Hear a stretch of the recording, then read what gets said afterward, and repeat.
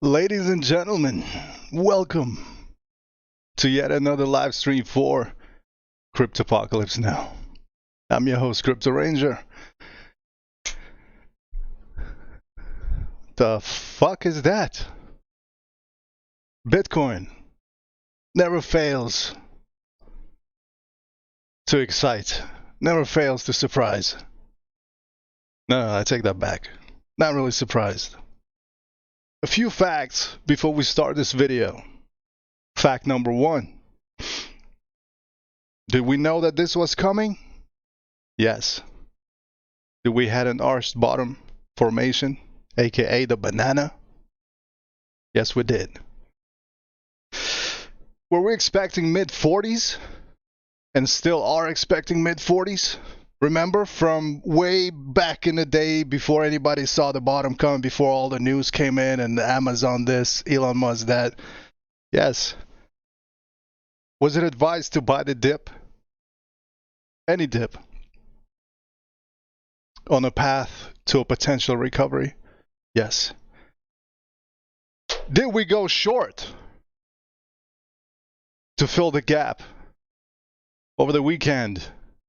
We thought we were going to pause a little bit, come back down, have an intraday 1x under leverage short, close it, and then move on to buying that dip once again to go to mid-40s. Absolutely. All of those things were presented in a very clear manner here on this channel. However, that thing right there, I didn't see that coming. I didn't see the FU candle to happen so fast on the Monday open. So the big question right now is, what's next? And how to handle the situation for those who are short and were not able to average out and take profit, or who are now long, maybe, and are waiting to take profit, wondering what's the next resistance. So we'll take a look at those things right now. Grab your coffee, and I'll see you in a second.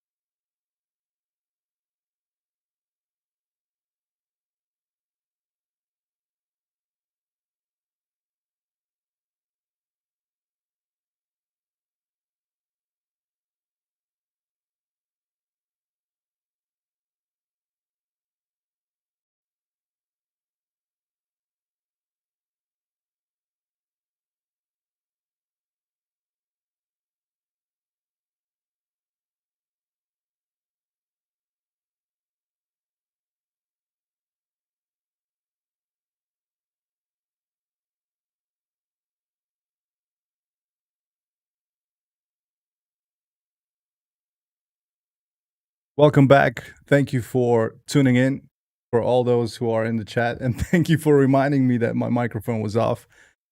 We're going to start with a chart right away. We're not going to go back to the office or the desk today. The situation is critical. It's very exciting what Bitcoin is doing here, and we're going to talk about those things. If you haven't watched the previous video where, well, let's just get one thing out of the way. We're going to take credit where credit is due, and this is the chart that we have formulated way weeks ahead of the breaking news yesterday about Amazon and Elon Musk going bananas about Bitcoin again. Whatever caused this fundamentally to pump, we're not interested in that because we kind of saw this coming. And we also had a strategy to go and head short over the weekend to try to grab a small under leverage intraday play, where I said any dip is an automatic buy. Before we go into the technical analysis, let me clear a few things for our members, as well as people who are just chart curious.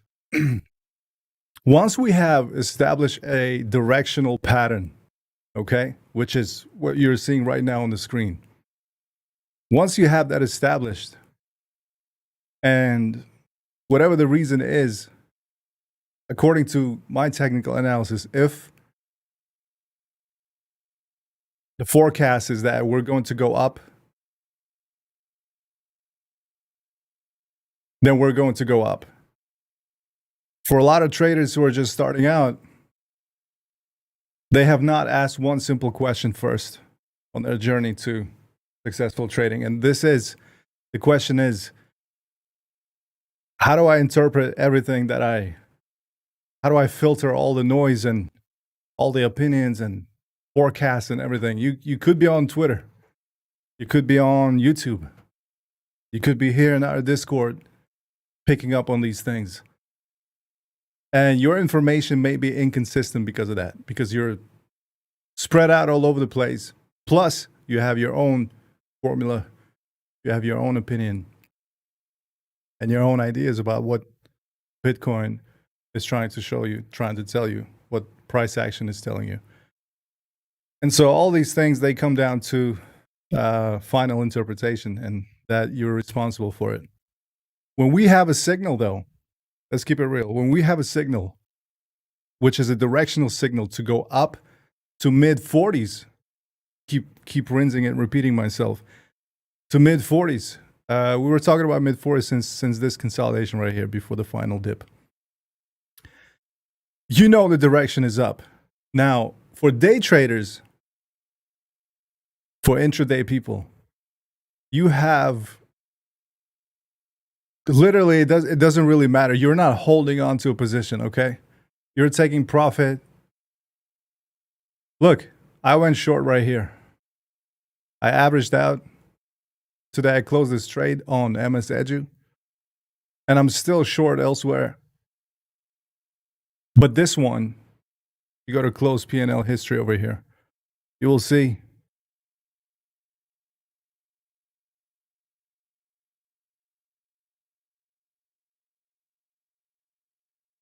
it's only 20 entries, but you can see how size here started to increase, price, and before that, I took multiple profits throughout the day, and I kept adding. And this is the result. I got my 1%. Now, it doesn't matter if I'm trading here, or if I'm trading here. When people look at these charts, they see the size of candles and they assume that could have been, or that was, or is a profitable trade. All I had to do was just hold on to it. Mistake number one, if we're talking about consistency, then you're looking at ATR values, which means day to day, every day that you trade, your take profit, targets, discipline allows you to stick with the same result over and over again. So it's not like one day you make $1 million and the next day you make $5. No, it's every day you make a consistent number that is appropriate for your account. the account that you're trading with, depending on how loaded it is. And so despite all that, my expectations for Bitcoin in terms of like how it moves, in terms of its volatility, is that 10K range minimum anytime, any moment, whether I'm asleep or awake, is going to happen. What am I going to do about it? With that in mind, my trades are always calculated, weighted, and they require a lot of patience. Sometimes you go underwater. There's a reason why in the previous stream we talked about the art of staying underwater on your Bitcoin trades. It's almost as though I felt that there was a need to talk about it because it was coming. Now, a lot of people are probably underwater right now. Don't fret, my friend. Everything is okay. What you see right now is a highly overextended price action that may result in a very decent pullback that would allow you to get out of your position. If you're within a $2,000 range here from your entry, I believe that you should be okay. So when we're talking about we're going up and intraday we're saying we're going down, the macro direction is it should last for a few days, weeks, until it's no longer valid. And as far as I'm concerned, the long that was being accumulated here was exited right here in this consolidation range. The rest of it was not part of the agenda. This was supposed to be a buying opportunity. As you can see, it's a straight line. I drew a straight line, and in the previous video, I said that I don't think that we're going to go up in a straight line. There was resistance, and it got run.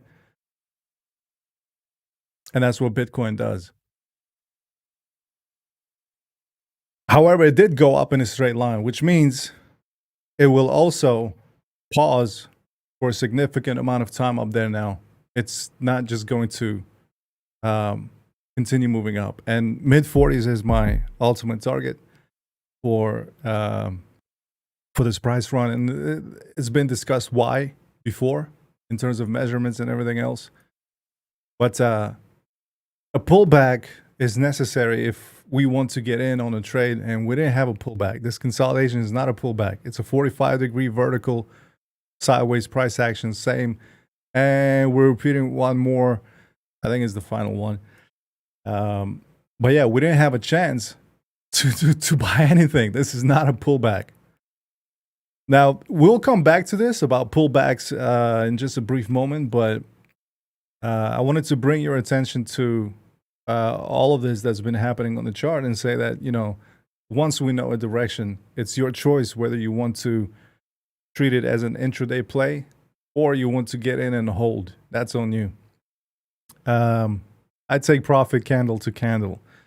If I get stuck in a situation like this, I average out and I wait a few days, sometimes weeks, in order to close my trade. There's no rush. But the majority of people, they want to know whether this is a Bitcoin reversal that is going to basically bring us closer to 60K and surpass that maybe. And I'll tell you what I think about that in just a moment. But the most important aspect of any trade is risk management. And so I specifically mentioned that we should be under-leveraged, extremely under-leveraged. And I specifically mentioned in the last stream that this is not the time to trade on leverage.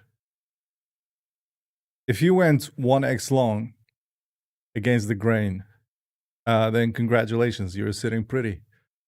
If you took profit on a few small candles over here while you were long, feeling the momentum, congratulations. If you went short, and honestly, price did not dip at all. At all. Zero. Nothing. That's why we're going to have a pullback, a major pullback soon. But we didn't get that. I'm sorry, but you're going to have to wait.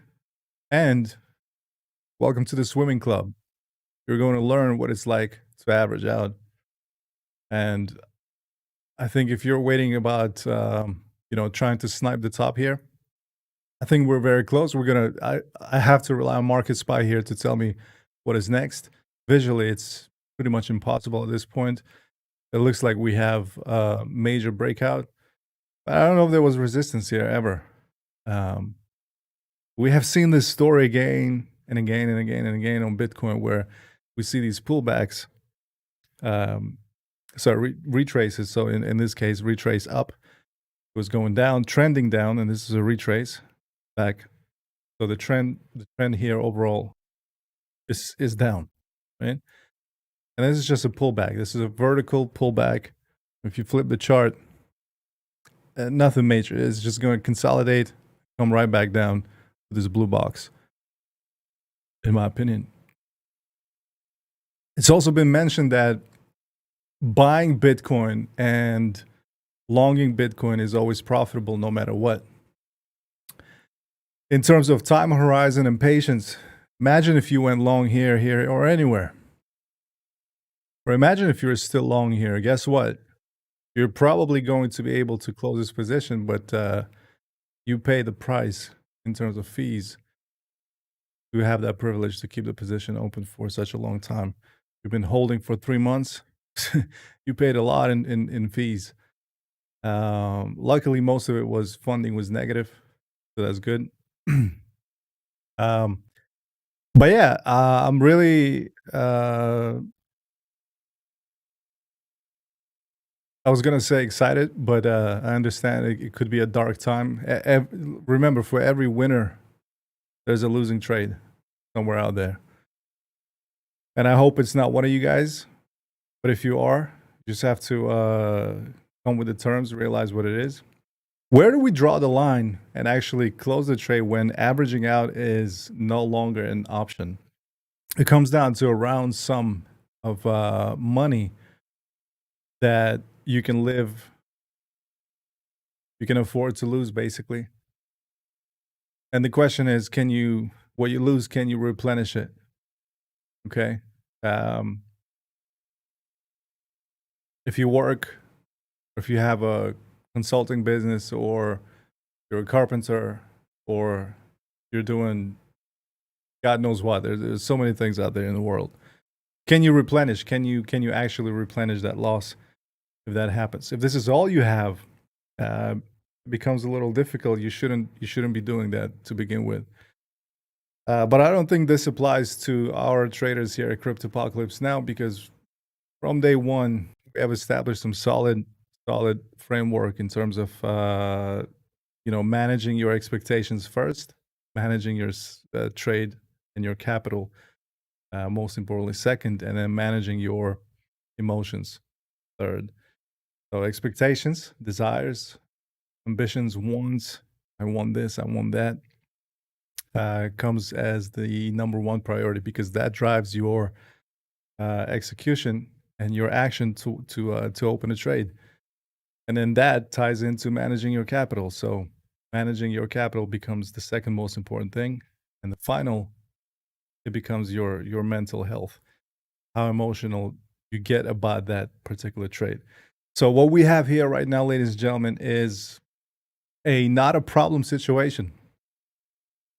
If you understand that consistent, long-term profitable trading should always be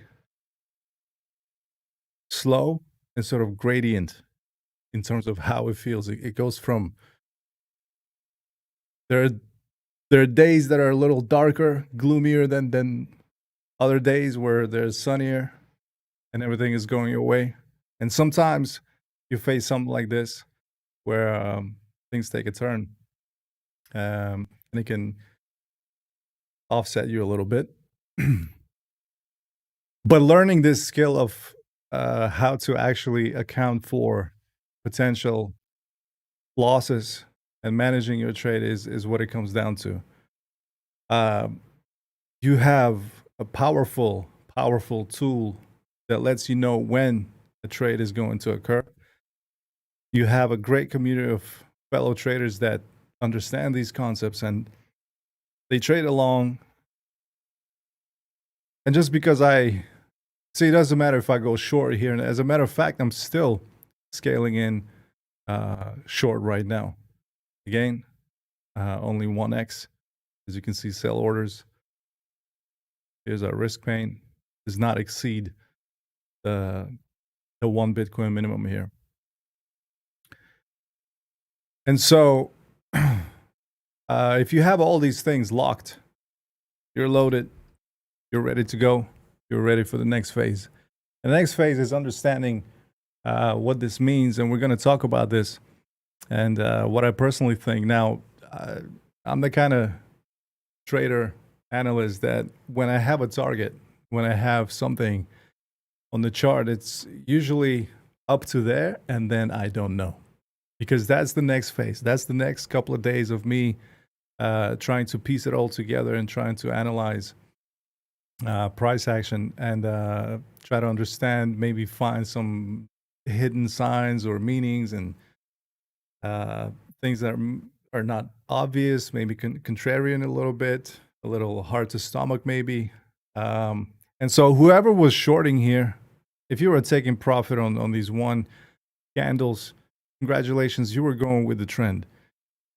If you're a trend trader, then basically intraday play is one wave, second wave, third wave, day to day. You get a little candle in there somewhere. And the time between these waves is basically how long you have to wait. And that sometimes, I don't know, lasts 1 day, 20 hours, 3 days, depending, right? Consolidation and then impulses and all that. But if you're someone who wants to trade these big candles, then you're basically following the rest of the industry, which is a losing industry in terms of how many people can navigate this minefield successfully.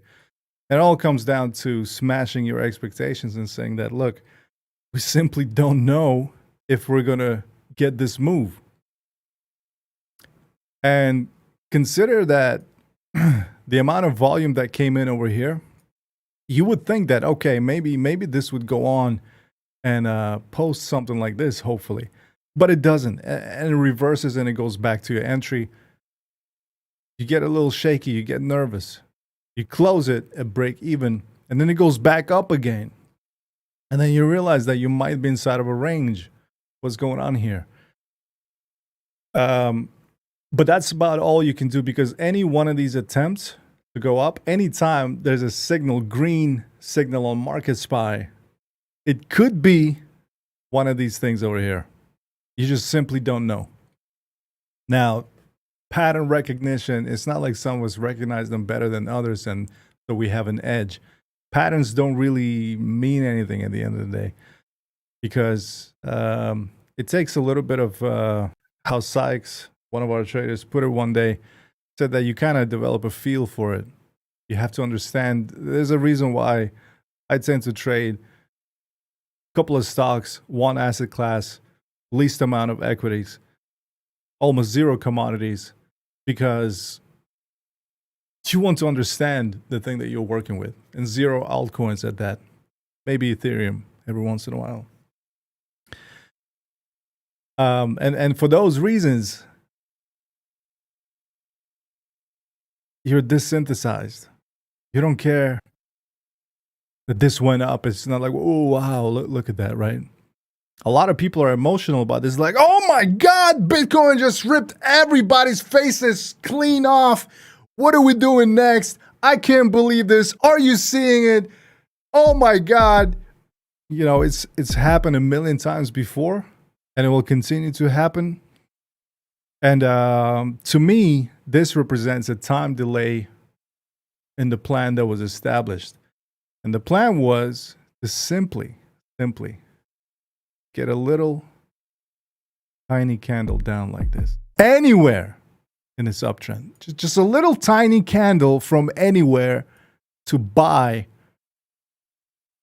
on this breakout that we talked about, how we're going to get that squeeze, how bears are going to get completely wrecked, as always, how we for years on end we kept talking about how shorting is not something that you should be excited about, watching all those idiots on YouTube. It is not something that should be as part of your strategy. You're simply not going to win against the asset and the overall sentiment. Calling bear markets bull markets doesn't matter. I don't see any bear markets or bull markets. I see price falling. It's a bear market to me, because I know that tomorrow that will affect my decision to buy Bitcoin at a specific level. Might not be able to do that because I think we're in a mini pullback that may last a little while. I'll start averaging in.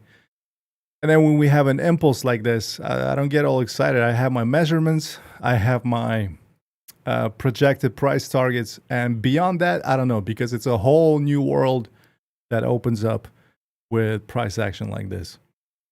We saw the triangle.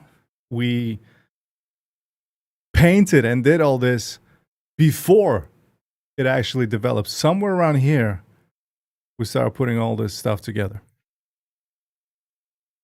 And on top of that, we also have a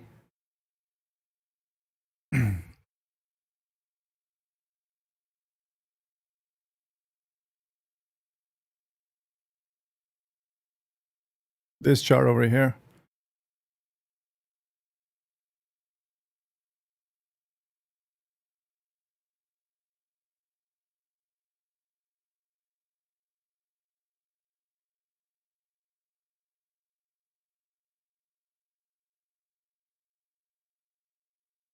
It's a USDT contract chart.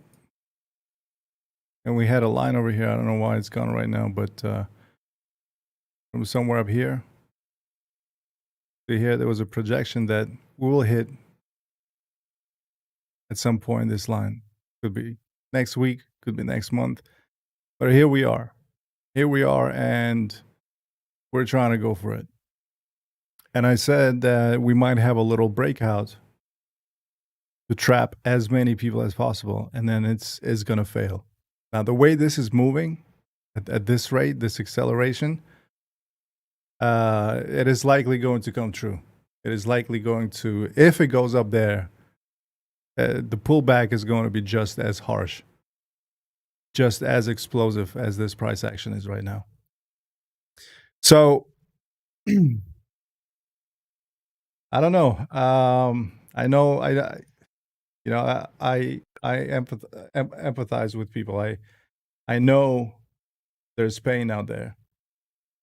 Okay, I know there's pain because this is not easy to master, let alone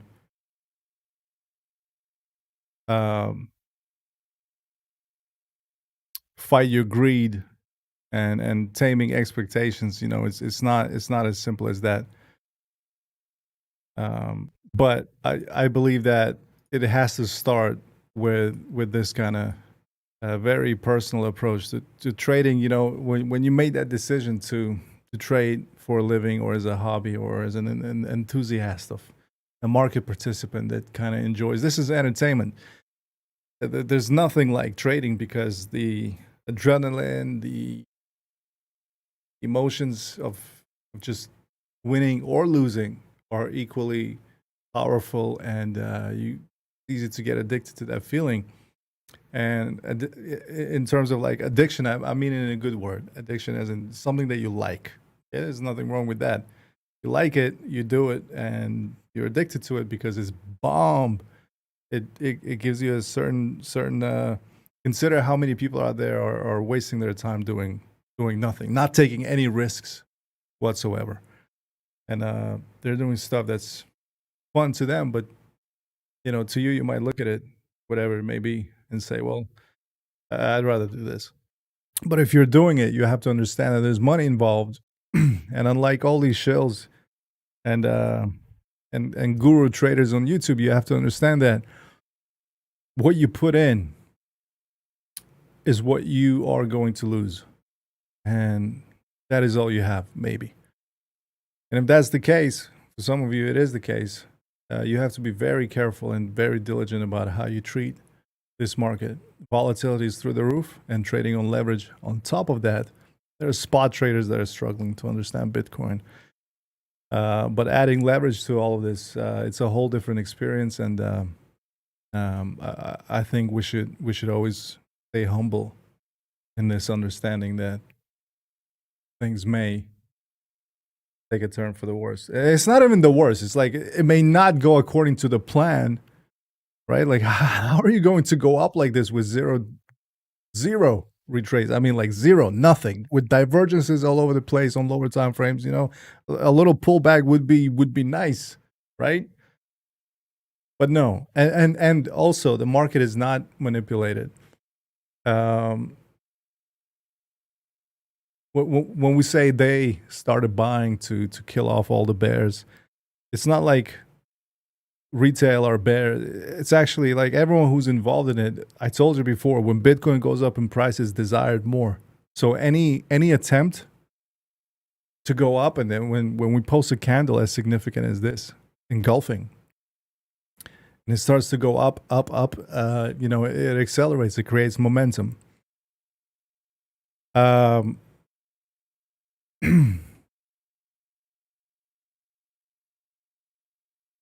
Shorting is only used as a means to hedge your existing, lock your Bitcoin's value in.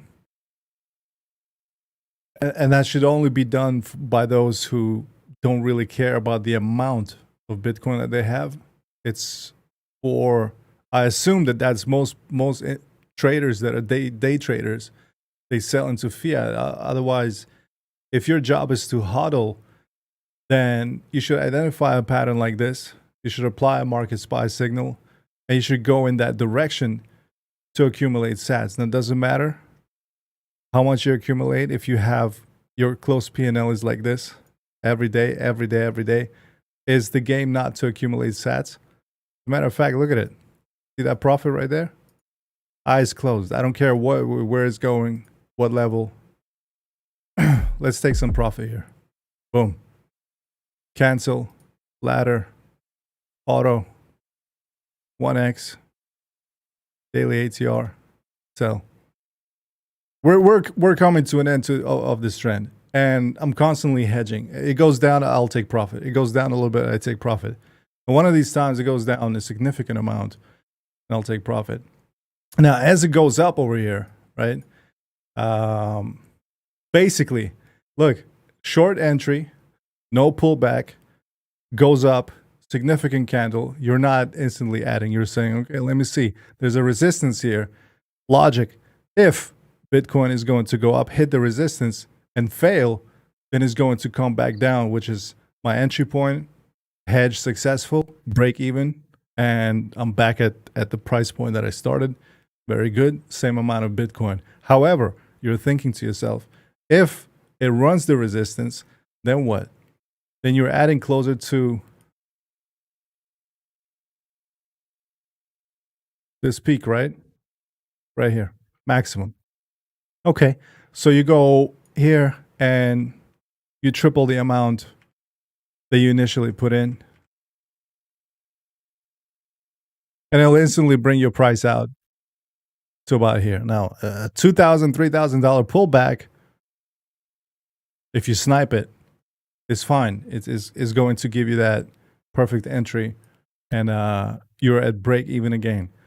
You're seeing that this is not working, and you're saying price wants to go higher.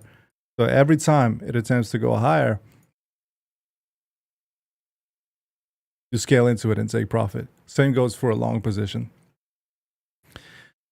Now, sometimes you might get trapped like this, and you will have to remain. So above this line, this is your averaging point.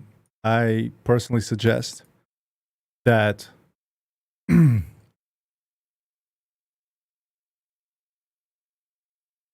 would start averaging from here to the 2043 mark right here. This is it. And then you're going to look back at this, and you will remember what I have told you about the HC. half candle theory, you'll look back at this and you'll say, oh wow, if it goes up this way, this resistance that apparently was there or was not, that it broke, is going to come back to, and that's where HC sits. And then you look at all the moving averages and realize that there's such a great magnet field, such a great deviation away from the mean, that price will literally have no choice but rocket back down, basically, with the same deadly force that it went up. Okay, it's not a small incremental climb. We had 1, 2, 3, multiple, like triple pump action right here. And so it's going to come back down just as fast. It's probably going to be somewhere around this region right here. And it's questionable if this will hold. Now, I will refer back to the 14K price level from 2 years ago. That had a lot of people excited. As a matter of fact, if you know what I mean when I say chi pump, you may recall a 1-to-1 Gemini looking chart that's almost a duplicate of that price action. And we had a pump like this, then we stopped for like 2 weeks at the top, and then started bleeding out, bleeding out, bleeding out, bleeding out. And this is what it looked like. By the way, at that time, everyone was talking about 20K too. It looked like this.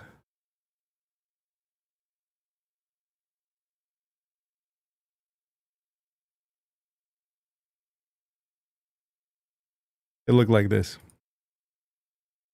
Actually, it was a bit more pronounced, prolonged.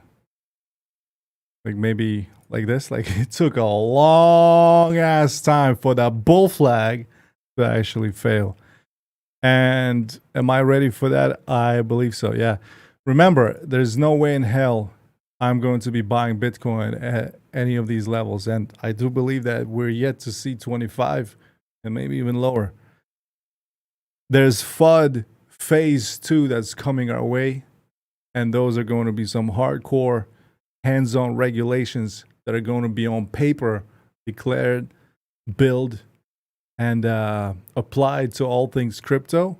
And that may see some rumble in the jungle and make the price tumble a little bit down to 20K or so. That previous stop was not retested, and it's a yearly CPR as well at around 25. And so I do believe that we may see a comeback. So this does not excite me. If you guys know the concept of bear rallies, you understand that this is exactly how they look. Disproportionate, exuberant, very attractive for buyers. The funding was extremely negative, and now it flipped bullish at the top. This is a sign of neutrality, and it's telling me that most people are flipping long. So this is likely to push a little higher and then exhaust. This will exhaust. So these things are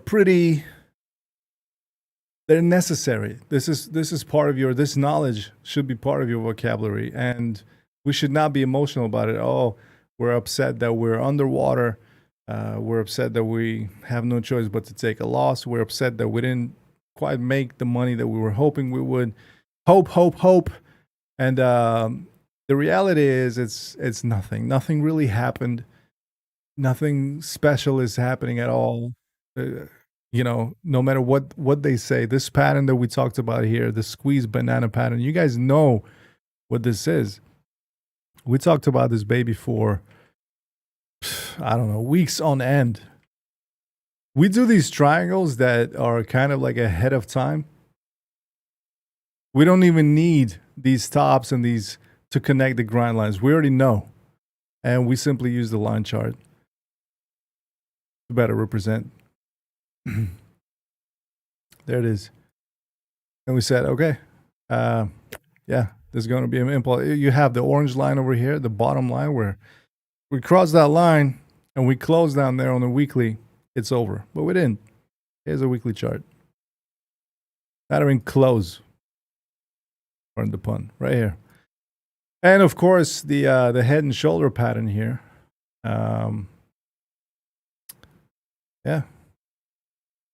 I guess it's not. Or maybe it is. Remember, the left shoulder, right shoulder is always violent. Could it be? Maybe. Let's just hope that we don't get a wave of sudden news that we want this to actually correct a little higher and then start its descent down slowly and gradually. Okay.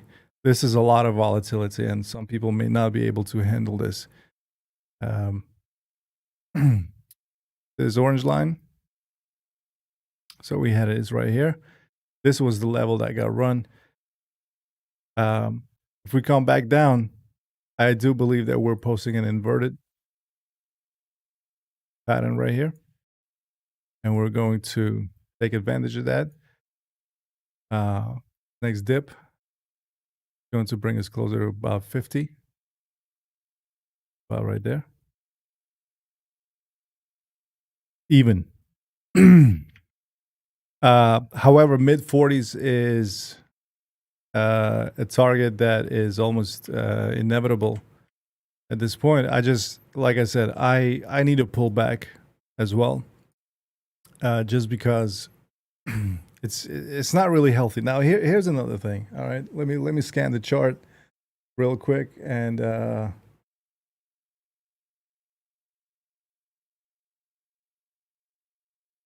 Nothing in there. Okay, you guys are listening. Good.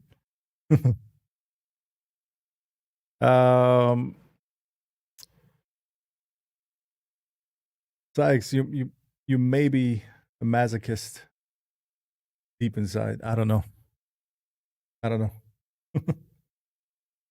But yeah, this is the chart that basically told us that we would shoot up, no questions about it. It wasn't supposed to be a straight line. That's my only beef with it. It wasn't supposed to be a straight line, but it is what it is. It happened. I am telling you how to navigate this. If you're still short, I am elsewhere. Like I said, this is going to have to go to the previous peak over here. And then I would have to average a 3K, so double the daily ATR. By my calculations, that's about the time that would be needed to complete like the weekly cycle and post another weekly candle, which may have a little dip. That'll be down to HC.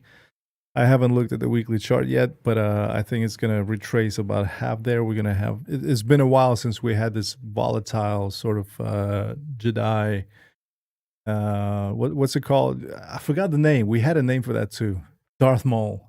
The Darth Maul candle.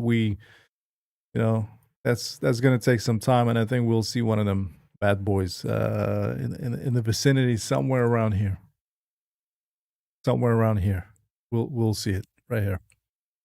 So lots of late buyers coming in right now, and it's the perfect opportunity to average yourself out as it tries to creep higher. In terms of what the resistance is, this is different. This channel, we don't really, at least me myself, I don't really believe in it. I believe that resistance was here. Do I think that it's now support? No, and it doesn't make any sense anyways. I do believe that the next resistance cluster, so to say. As a matter of fact, we don't really know by the chart pattern. We can assume that there's some resistance, but I don't know how accurate that would be. But it would be measured mid 40s to about 50K. And we could be looking at a range like this.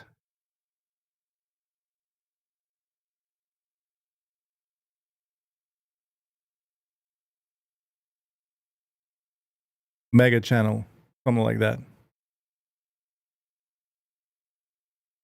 I'll have more clarity once we settle down here. Once we calm down. Calm your tits, Bitcoin.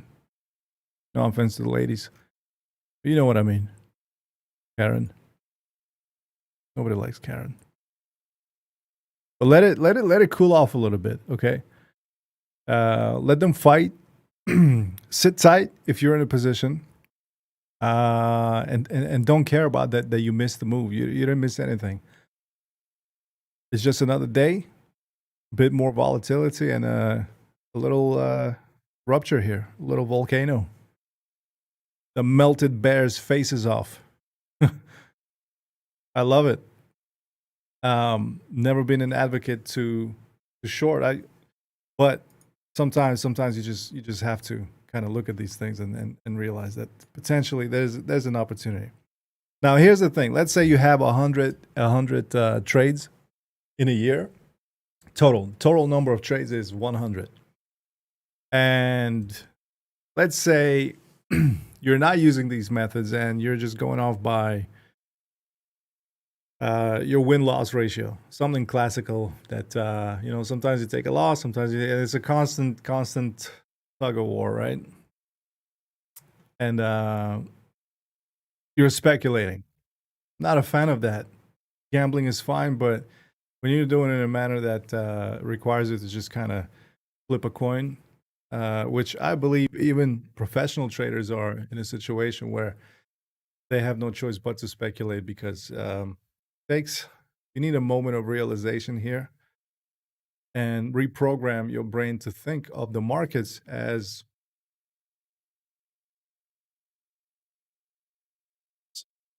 it's different. It's different than a casino.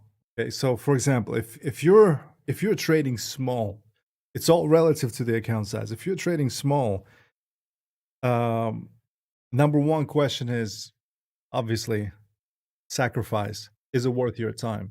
You're exchanging your time, and if your account is not funded to, like, you need at least 100 bitcoins in order to feel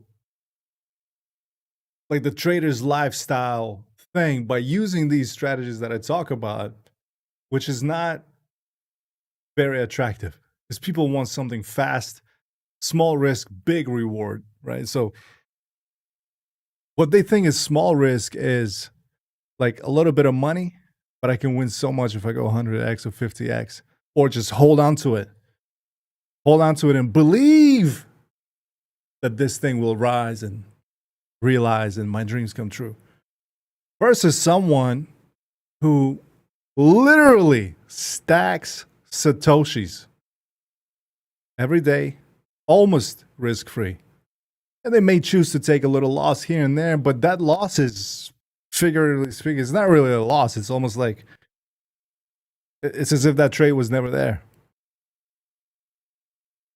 But you look back a year later, I guarantee you that the little guy who's been stacking consistently, trading under 1x most of the time, and every once in a while cranking it up, every once in a while when there's like an obvious, which is very rare on charts, there's an obvious setup that will allow you to capture 2-3 powerful, fat, juicy, marinated candles that you can take home with you.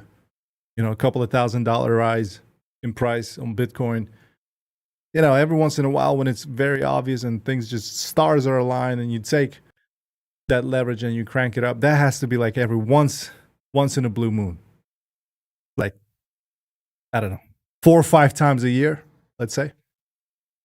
But most other times you're doing smaller trades. Now, someone with $1 million in their account can actually make $1,000 a day pretty consistently. But if they get stuck in a position and they have to average out, it becomes a problem.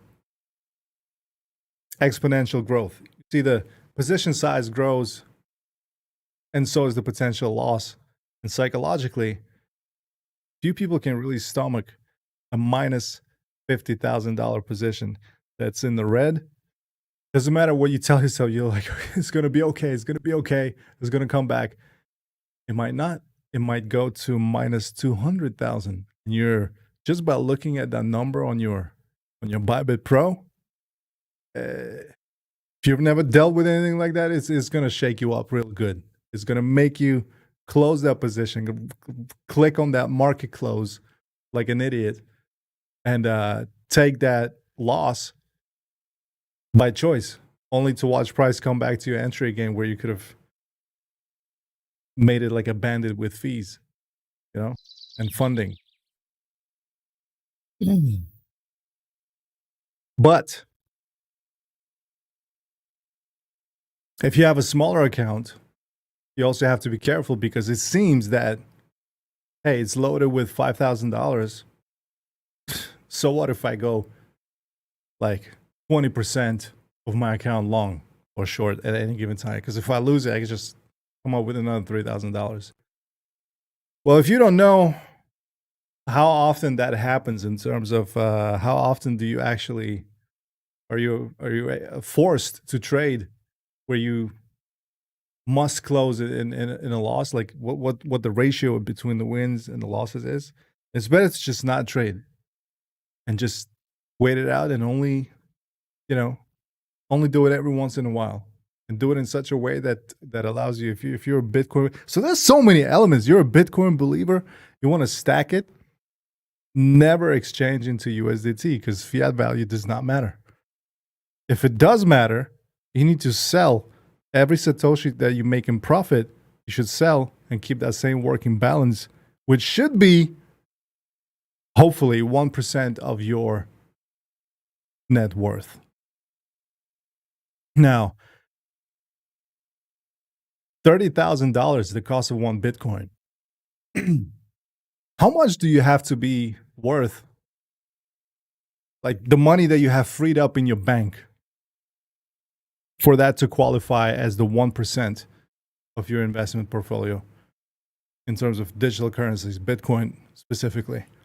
So these are the questions that you must ask and answer for yourself, because it becomes very important in terms of how you trade and what you do on the chart. So right now, this to me does not matter because price action, you have to know it's not sustainable. It's going to come back. And there are questions that people ask, what if it doesn't? And that only derives from inexperience. People who have not seen this or understand what is happening on the charts, the speculators, the news watchers, that might not make any sense to them. And they'll say, well, how do you know? Well, the truth is you don't really know, but as you spend more time with this every day, it becomes very sort of like predictable for the most part. So if the trade does not work out, if it doesn't work out, what do you do then? That's why learning how to average out and then manage your positions and plan your trade and be very, very patient doing so becomes the most important skill, where and I'm talking about just pure price action, okay? Let's not look at MarketSpy or anything else like that, like cheating tools. I'm talking about pure price action in terms of you looking at naked charts and just drawing your stuff on it, Picassoing your way through it. This is what it comes down to, management. That's also applicable when you have tools that you apply, helper tools that Bybit Pro and MarketSpy in particular, that gives you signals and specific points on the chart, points of interest that you may act on, where you can actually allow yourself to size up a little bit. Most of the time when we look at these things, you may notice that I don't really cover what MarketSpy is saying in particular. We're mostly talking about fundamentally just the geometry of the market and how things are looking and what we might expect in terms of not only from the patterns, but price behavior. And MarketSpy or anything else has nothing to do with it. They follow that price behavior and they outline it for you. They represent the story visually, like an art book. You have the text, then you have this one odd page that just kind of shows you. And that's what MarketSpy is. So if you're a trader that uses these signals for your trades, you don't need me. You don't need anybody. If you have MarketSpy, you're just sitting there looking at the chart, getting a signal, acting on it, knowing that sometimes things may not really. So for example, green dot, 1, 2, 3, 4, 5. Look at this chop. And it started from here. And if you went long here on the first dot, you're still underwater. And now you're praying that this will come back up 3 months later to get you out of that trade. If you decided to hold on to it, knowing that this is a long signal. Okay, that's the trade-off. You have your 3 months of underwater. Hey, you opted for this, but you haven't lost anything because that position is still open. And until you close that button, until you close the trade, it is not a losing trade. You are in a trade, you're sitting in it, but you haven't been liquidated, you haven't closed it, you're 1x on it. Now, if you have something like this, second dot comes in, you go long, the story repeats itself. By the time you're over here and this gets run, now, when price comes back down here, you may add to your position that you went on long on this dot. As a matter of fact, if you went long over here, right?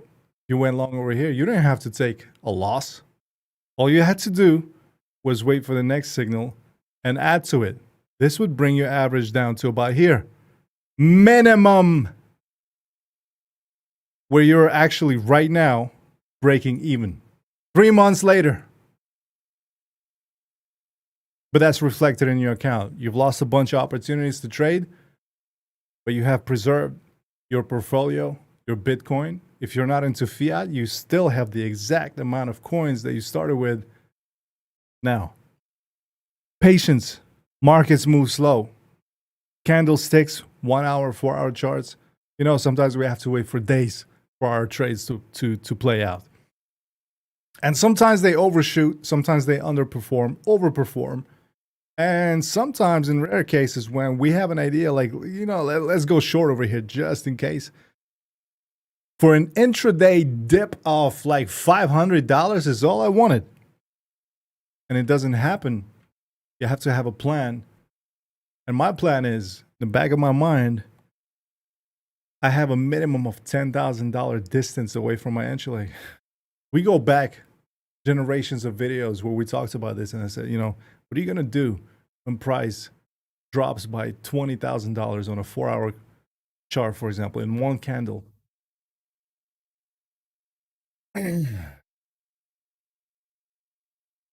You can win the fight. You can win the fight, and it's the best feeling in the world. All you have to do is just wait for it. Don't panic, because 1% of your portfolio, 1x or lower, your primary objective here is to buy the breakout, as we have talked about how this is going to rally up. But the plan was to go up, have an intraday short, buy the dip, any dip, as I have stated in the platoon, any dip is a buy, and then go long. And even if that dip came true and it went up, I'd probably be taking profit right here on this blessing of a candle. That's it. That's it. And then I'll wait for the next setup. Then I'll wait for this to run over and play it accordingly. My end result is as close to 1% a day as possible on any one of the MarketSpy signals, which obviously there's no point of sharing if you have it. There's a variation. I may skip some, you may skip some, you may land on some good ones, I may land on some bad ones, but we're shuffling in between them. But we have them and we can act on them. But the thing is, every day you have a trade setup, every day you have a couple of candles to work with. And that's really all you need, because this realization of, hey, wait a minute. If I want to survive in this for a long, long future, bright future, then this is what I have to do. I have to come with the terms. If you want to start making millions, believe me when I tell you, traders that do so, they're crackheads. Crypto facing them, they lose more than what they make. 100%. Just it regenerates, or they make money and they lose it fast. You're never gonna see it. But it's not impressive. It's not impressive if you're trading with a couple of $100. But you know what? It's realistic, and that's what trading is all about. And that's the story of your life. If you have $5 million, go ahead. Throw in like 500K, 10% of your account or something. Let price move by literally $2. Close that position. Like the big firms do it. What do you think they do? Market makers. 2 ticks. Closed. Add again, closed. Add again, closed. Add again, closed. Then they say, wait a minute. Buyers are not coming in. This is an important critical level. Step back. Retail takes over. Price goes up. Who do you think is buying that at a high expensive price? Market makers. No. They pushed it. Now it's rolling. But a couple of basis points is all they need. They take it and they step back. But us, for some reason, we want to like hold on to it and be like, yeah, but what if it goes higher? Imagine the money I can make if it goes higher. I don't know.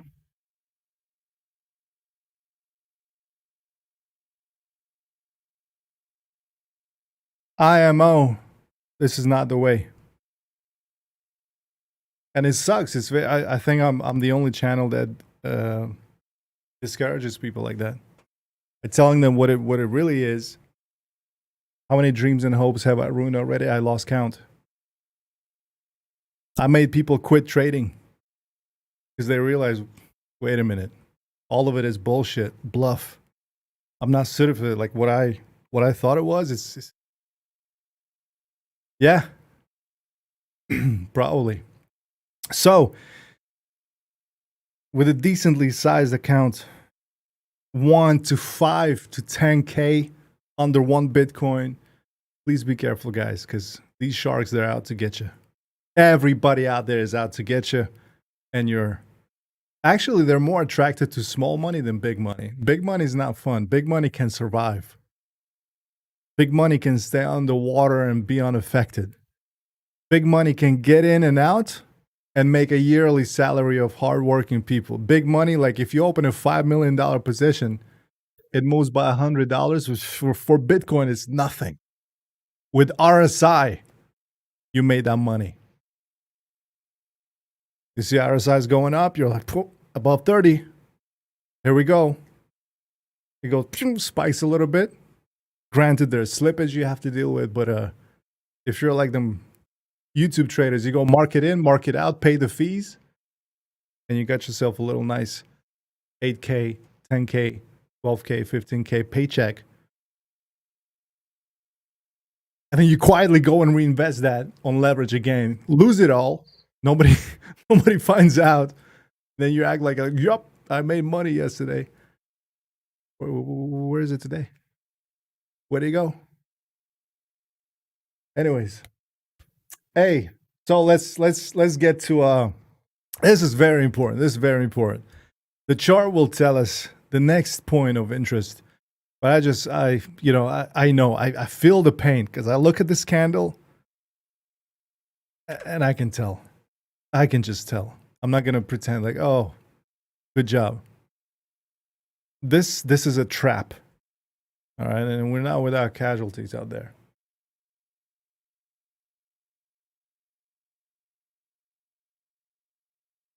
So what's up, guys? I'm proud of you. Be strong. Understand all this, and you should be okay. Amazon's story shook me out of a short fast. It was painful, but oh well. Pain is one thing that makes us feel alive in trading. Or maybe if it feels like you're dying slowly inside, but you know what?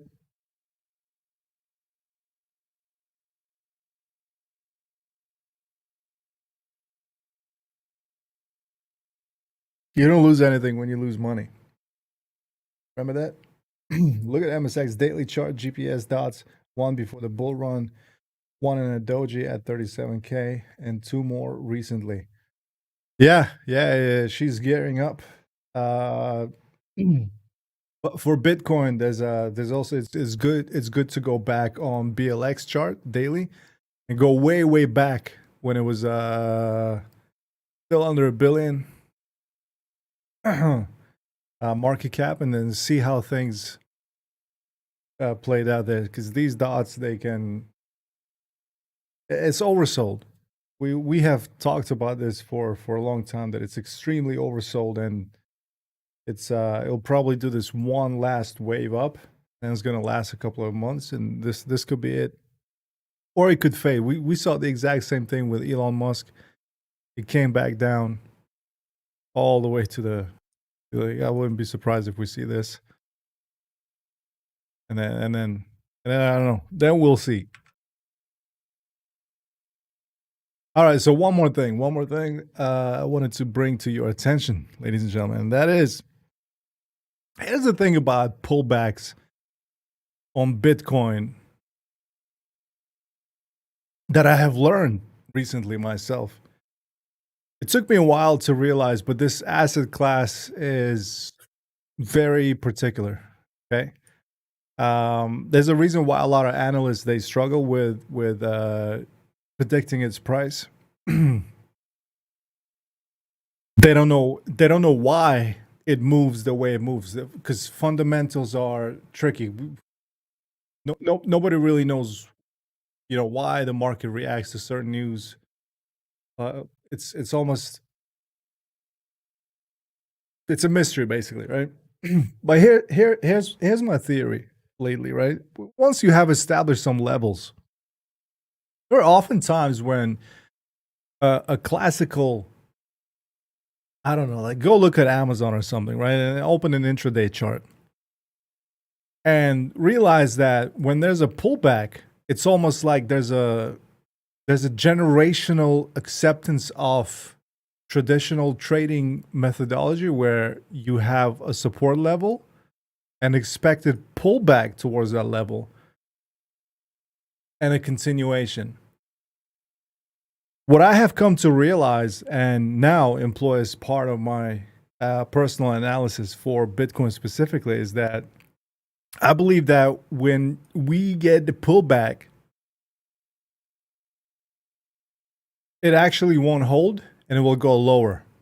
Like 98% of the time, like the traditional markets do not apply to how this thing moves. Okay, its behavior, it's a whole different beast. It does not see these levels at all. There's no pullback. That's why the whole crypto market is obsessed with predicting the tops and predicting the bottoms, because I think I'm coming in late to realize that there's no continuation trade, really. It's either you locate the bottom or snipe the top if you want to have a chance at capturing a decent travel between A and B on Bitcoin chart and capture that price action. So what I'm saying is it's more rewarding and profitable if you can guesstimate where the top is. And it cannot be based on resistance, because it doesn't exist. There's no, it tests it once, comes back down, rips right through it like it's not there. Same thing happened to 20K, 14K, 8K. What was that level? 3K. There is no resistance. It's just buyers get tired and price stops. So we have to. It's almost. I don't know. There's this one thing about Bitcoin where when we talk about like how it's going to pull back, it's not really happening on levels. Now with MarketSpy, you have that phenomenon where the dragon skin kind of does the job for you. All those EMAs compress. There's a special area on these candles where they just kind of, I guess, algorithms kick in and they take over. But it's definitely not level. So I believe this is a digitally, algorithmically traded asset that is mostly automated. and is very attractive for quantum firms and investment firms that are interested in alternative investment portfolios, and that include digital assets, like the new class of cryptocurrencies being one of them, and among other things. But because of that, the things such as the CPR, they work magic. But in terms of levels, there's no. It's very rare that you have a pullback that holds and actually bounces. So what tends to happen is that Bitcoin goes back down, it bounces, but it fails instantly. It doesn't. It's very rare when it actually moves and has enough travel distance to actually touch that support base. Usually, it's just like 1 wave, 2 wave, 3 wave, but it's based on nothing. It doesn't reach that support. It doesn't reach that ground to touch and bounce away from. So something that I have observed. Let me know if this is your experience also, because I think it's not really a unique observation here. But I have definitely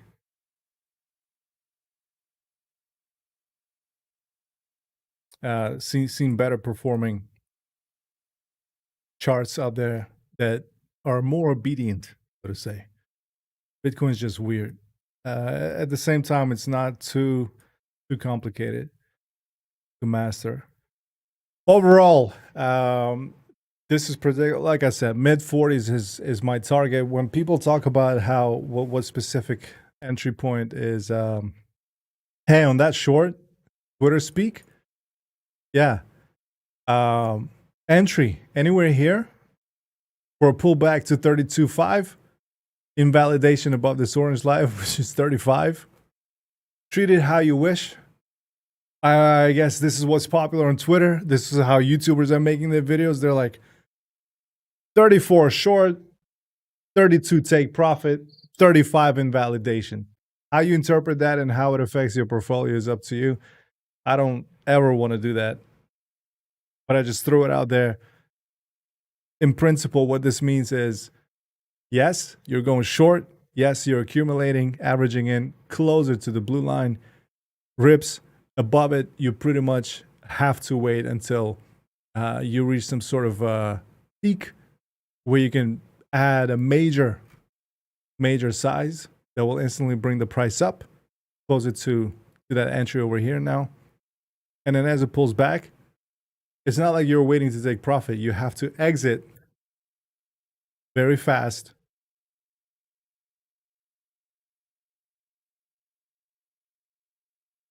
Go to limit and take 50% once, 70% second time, 90%, 100%, out as it fluctuates here, and you realize that this may be the last chance.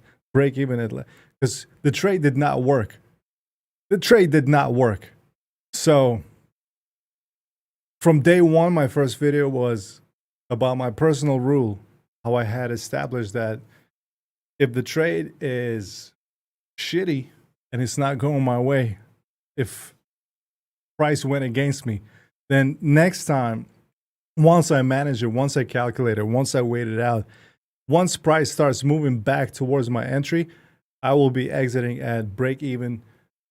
I don't want to have anything to do with it. I'm just going to sit it out, because clearly the market is trying to tell me something else. It is time for me to do my homework and not do anything. For people that are looking at this chart right now, I think if you're not in a position, nothing to worry about, you don't trade here at all.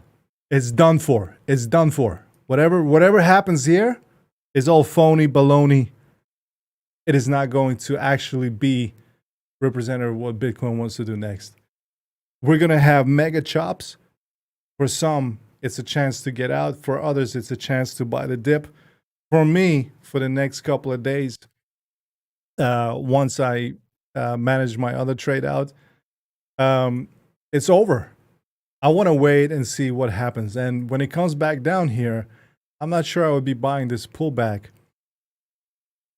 because I think we're going to have a trend line break and it's going to just bleed out back to the source impulse right here. I do think so. But if it does bounce away from here, I'm still not going to do anything, and I'm gonna wait for it to go all the way up here.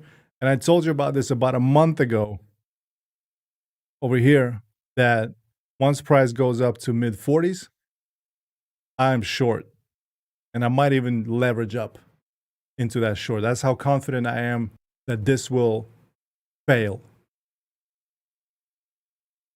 Another scenario. What if it doesn't? What if it does this? I see no pattern or structure here for it to do this. And I'm super married to technical analysis, and I don't think that, anything might happen. The only people that say that are the ones who are not seeing things clearly, so they have no idea, so they say anything goes. No. There's only a specific number of things that can happen probability-wise.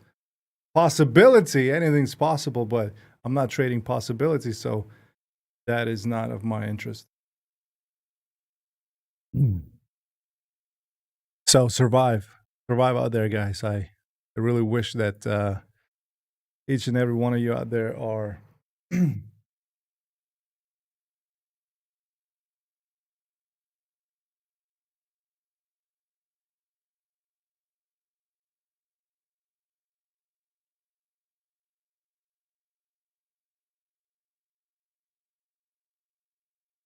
what would you say is the sweet spot for profit and liquidity with an intraday strategy on Bybit?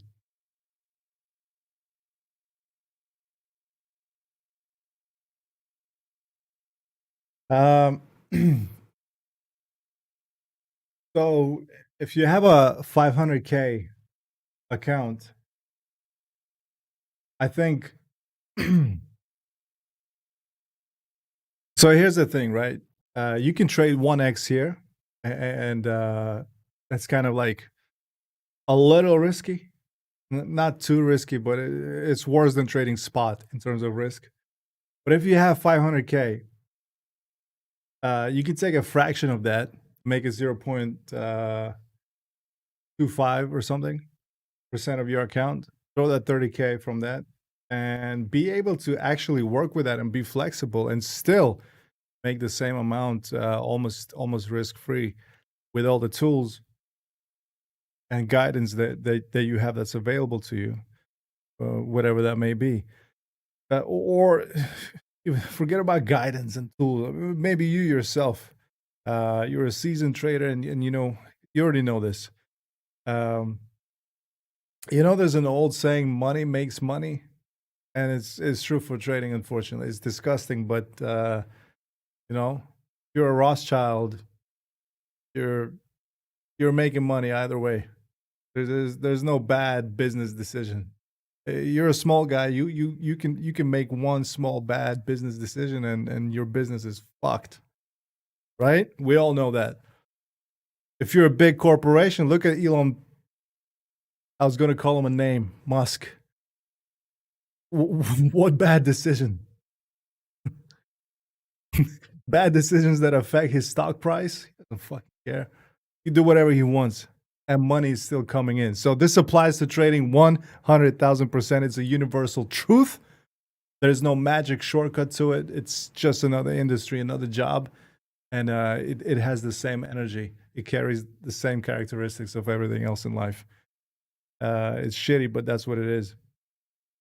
Basically, the more you have, the more it's like ammo on a battlefield. The more you have, the more likely you're going to survive.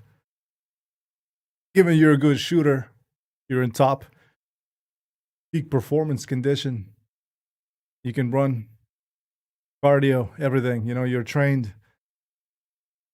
You have the weaponry, Bybit Pro, MarketSpy, and you have the gunpowder, the dry powder necessary to average in, average out, multiply, increase your position, decrease it, hedge, freaking open 1x, go to sleep, wake up, collect fees, open a futures account, locate, put like half of it in there. So you have a lot of flexibility all of a sudden. It's like it's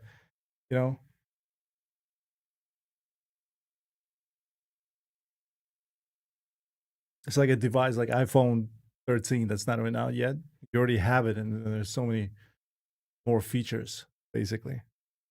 A bigger account unlocks these features. Like you get to play more serious games and get to have more fun.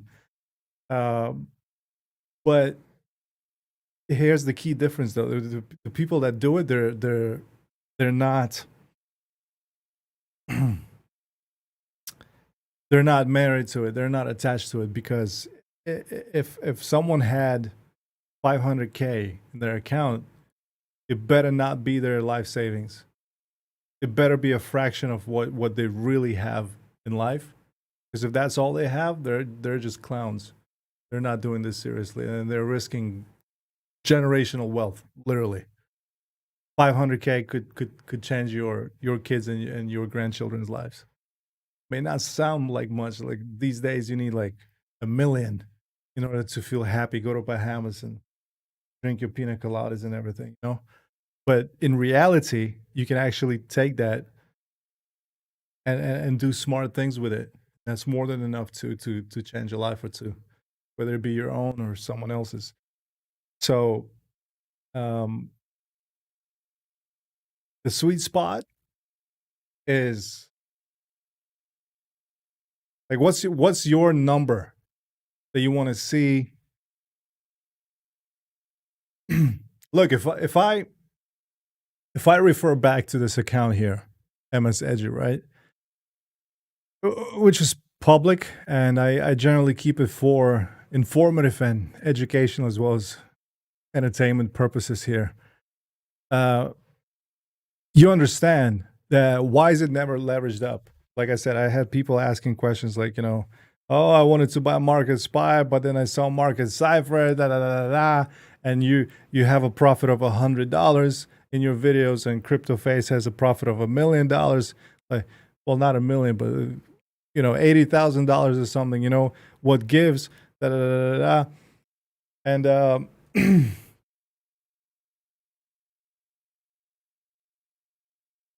CryptoFace should retire, be gone at this point, and just own all of Nevada, Las Vegas, and operate. If that was the rate of daily returns, it's over. He's buying he's the next presidential candidate, basically. He can fund his whole campaign. It's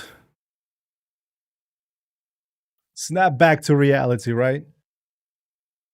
And you can't. You just can't. It's a show. It's a light show. It's RGB lights. Where the night bugs, the moths and the mosquitoes, they get attracted to shiny things. That's what it is. Because if that was the rate of return every single trade, with equal or less than that number losses, yeah, you're made. You're made for life. You don't need none of this shit. But hey, to each their own. And if that's what's impressive to people, then it's very easy to put one-on-one together and then see what is truly going on inside of this industry. And these people are amazing salesmen. That's all I'm going to say.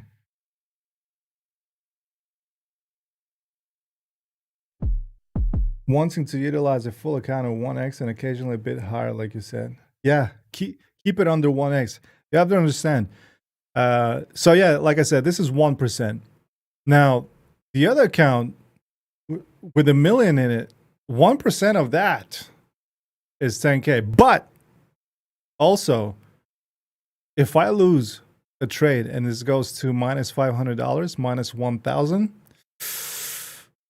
it's gonna sting. It's gonna take a while to bring this bad boy up to 1 BTC, because it's gonna be like 0.8 now, and you have to grind it for a month to get up there. Because those do happen.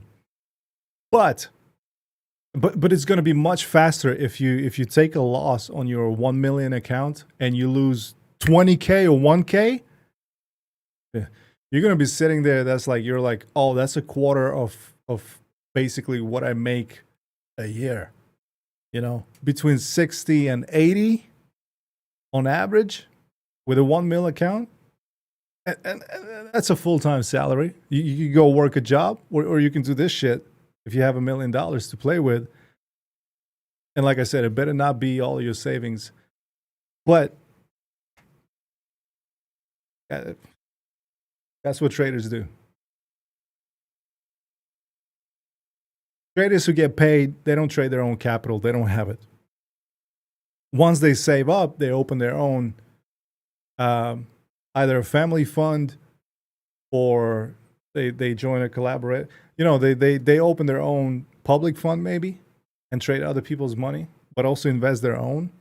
Most of the time it's their own. Once they have enough, the bigger the pot, the sweeter the honey. I know. The bigger the pot, the sweeter the honey. I think so. Oh man, because you're gonna get a spoon of that honey and you're like, oh man, that was good. I want more, but not enough of it. Gone. So guys, yeah. Well, 1x on a 5K, 200K account, you're gonna feel a little difference. You're gonna make that $500 here and there.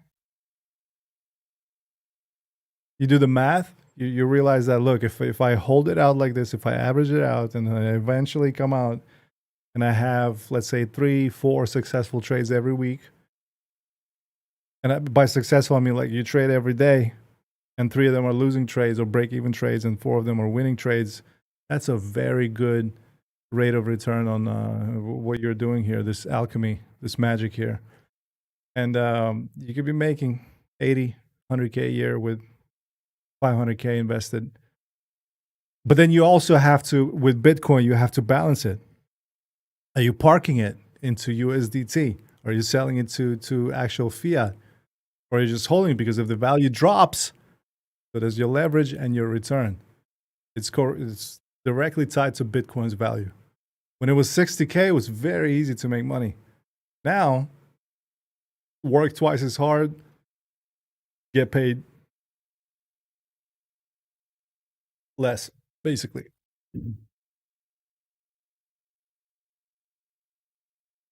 So this is why we're still speculating at day traders. We want to know, is Bitcoin going up or what? Like, is it worth holding it? Should I get rid of it? Should I come back and buy it later when it's much cheaper? Is 30K like a good value proposition for Bitcoin? Is this, is it going to 25 maybe? Would I buy it at 20K? When it was 2017 and 20K was the peak and people were disgusted and were stuck in that position, for example, if I look back and if I was one of them, because you got to understand how other traders think, is like, would they consider, if they sold, they thought 20K was too expensive and they got in late, why would they buy it now? There are a lot of questions that you must ask and say, why would they buy it now if they thought it was expensive then?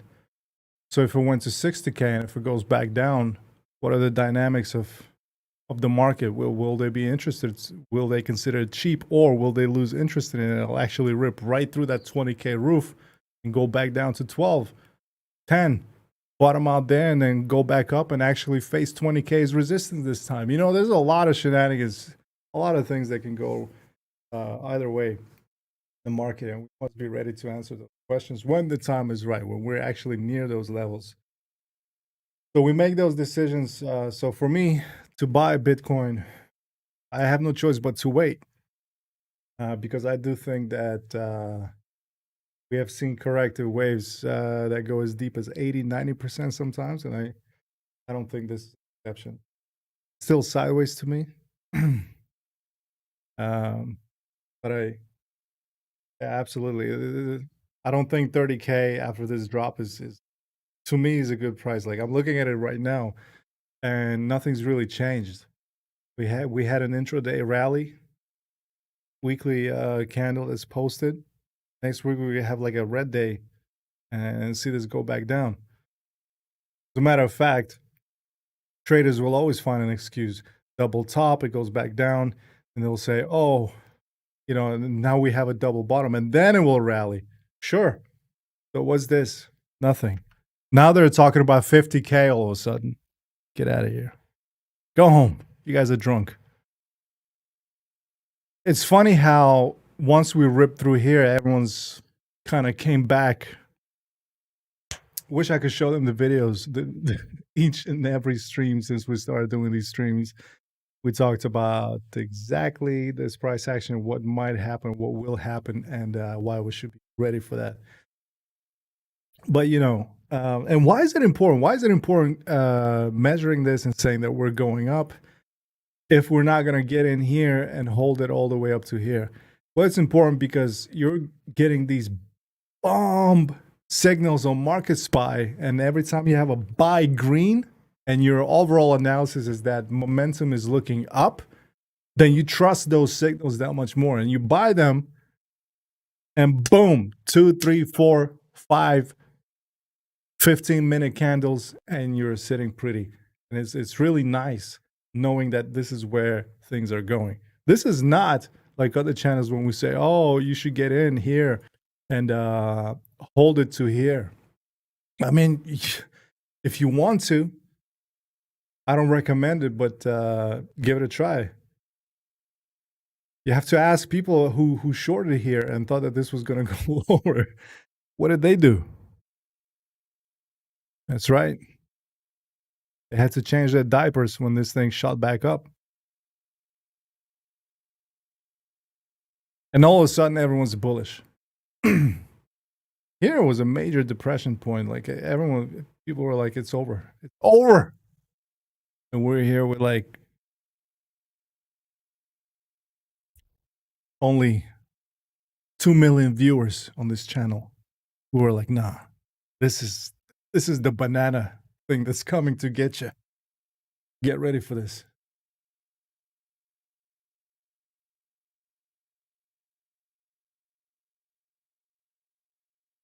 Stephen Rampel says, GPS, never see it as a long signal, but rather watching for a possible local bottom signal. Yeah, how we phrase things is very important. Psychologically, it makes a big difference in terms of like how we interpret the charts. We should never soup it up and make it be super exciting and say it's a long or a short signal. We're saying, it could be, it's diverging over here. It could be toppish. Let's just wait and see what it does. See if it goes for a retest and fails, and let's see if we see some acceleration. Double bottoming over there. GPS dot, does the weekly chart support it? We combine it all together and finally make an educated call about where to go next, and we trade in that direction. For some, it's a $100 move. For others, it's $1,000 move. For others, yet they're trading a weekly chart. They're going to wait for a $15,000 move. Person who trades every day and he's really good and he's capturing these $50, $100, $150 moves. It stacks up. Risk is almost the same, a little higher, versus the person who's also disciplined, but he gets in a position here and holds it to here. Now he's paying fees. He's risking not being there when things take a turn for the worst, or who knows, or maybe things are going his way. But he's a little bit undersized because he's holding it for a longer period of time. He can't afford to quickly make that decision to get in and out. Scalpers, they usually trade with bigger size than people who just want to hold an asset and just add a little bit to it. So on leverage, when we talk about that, 1x, this can go on for a little while. 0.1, yeah, you can hold it and go to sleep and just not worry about it. If you're thinking, okay, monthly chart, maybe if I get one candle, that monthly candle could be, I don't know, like 20K candle. Yeah, sure, why not? I'm going to open a $1,000 position. $1,000, 0.05 leverage. I'm just going to let it run. Now, try and calculate a $1,000 position on a $20,000 move for a 1 month period. What are you going to get out of that? A lot. Okay, it seems like it's nothing, but it's actually a lot when you close it and don't look at it. Plus the fees and funding and whatnot.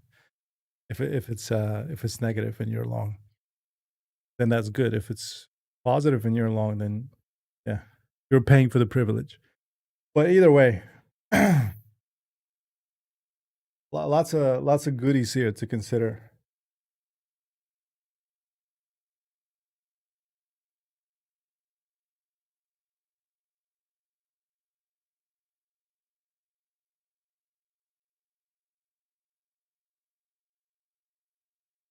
Do you believe news and Elon Musk and so have impact on price?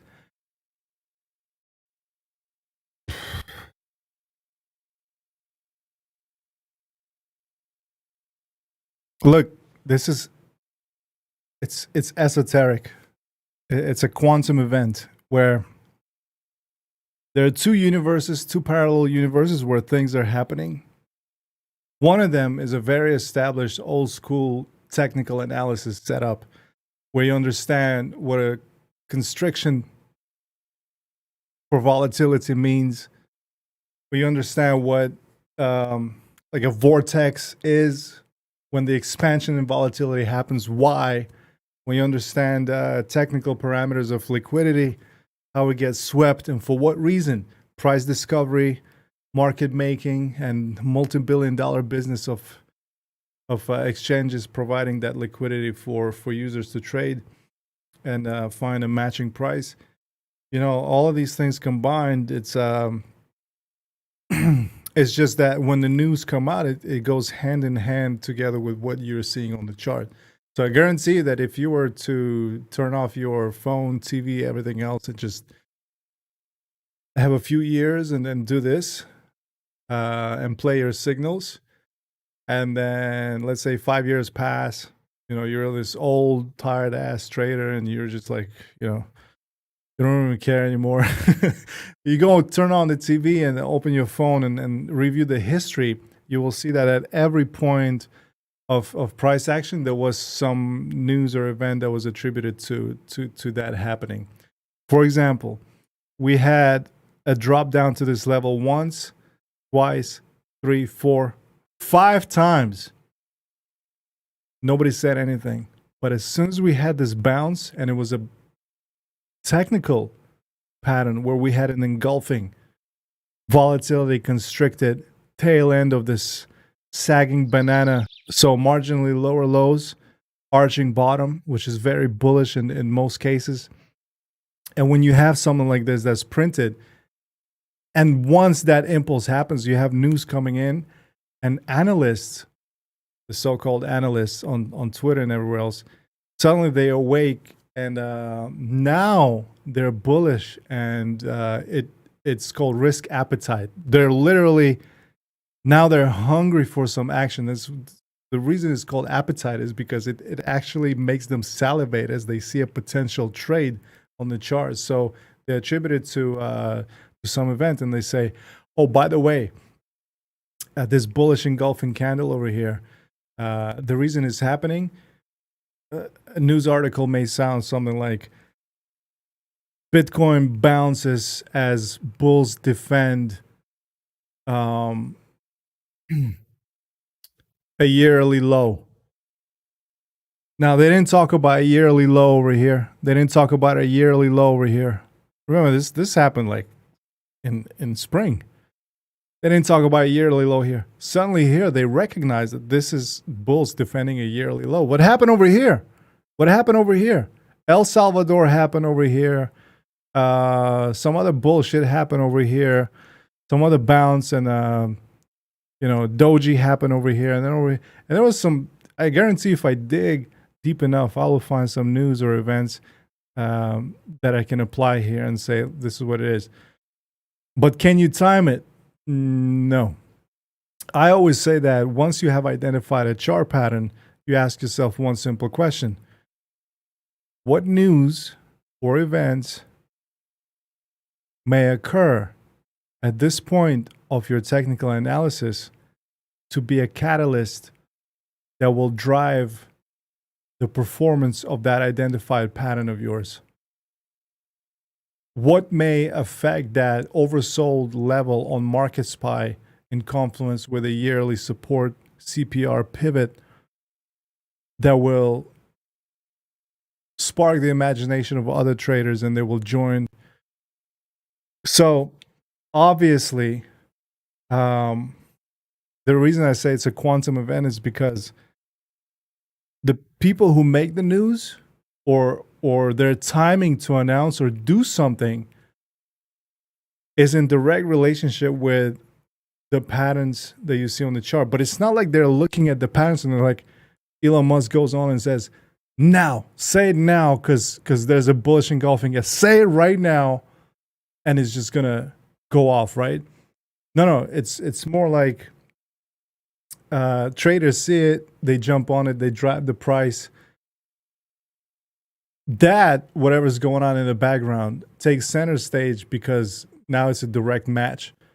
Actually, there's always something bullish about Bitcoin. That's why Arthur Hayes, people don't like him, but I really respect the man. I think you can learn so much from just watching his interviews and everything about Bitcoin. That's his thing, right? Arthur Hayes, the CEO of BitMEXC. I love that guy. Compared to all the other CEOs of all the other exchanges, he's the one that's I don't know. He's on that level where you can really understand that the guy is really passionate and he works in self-interest, of course, but he really understands Bitcoin. And he was talking about 50K price targets 3 years ago. He was off a little bit, just like we're off sometimes, and we say, okay, we'll get to mid 40s, and we may be saying that over here. And then it's like Bitcoin takes a detour and says, yeah, now I'm going to take another week of downtrend, and then I'm going to go to mid 40s.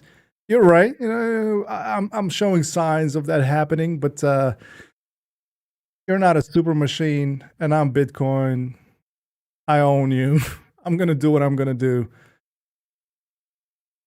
And then I'll you're actually right. Most analysts, you guys, most of the time you're right, but you execute with a little delay, or too early or too late.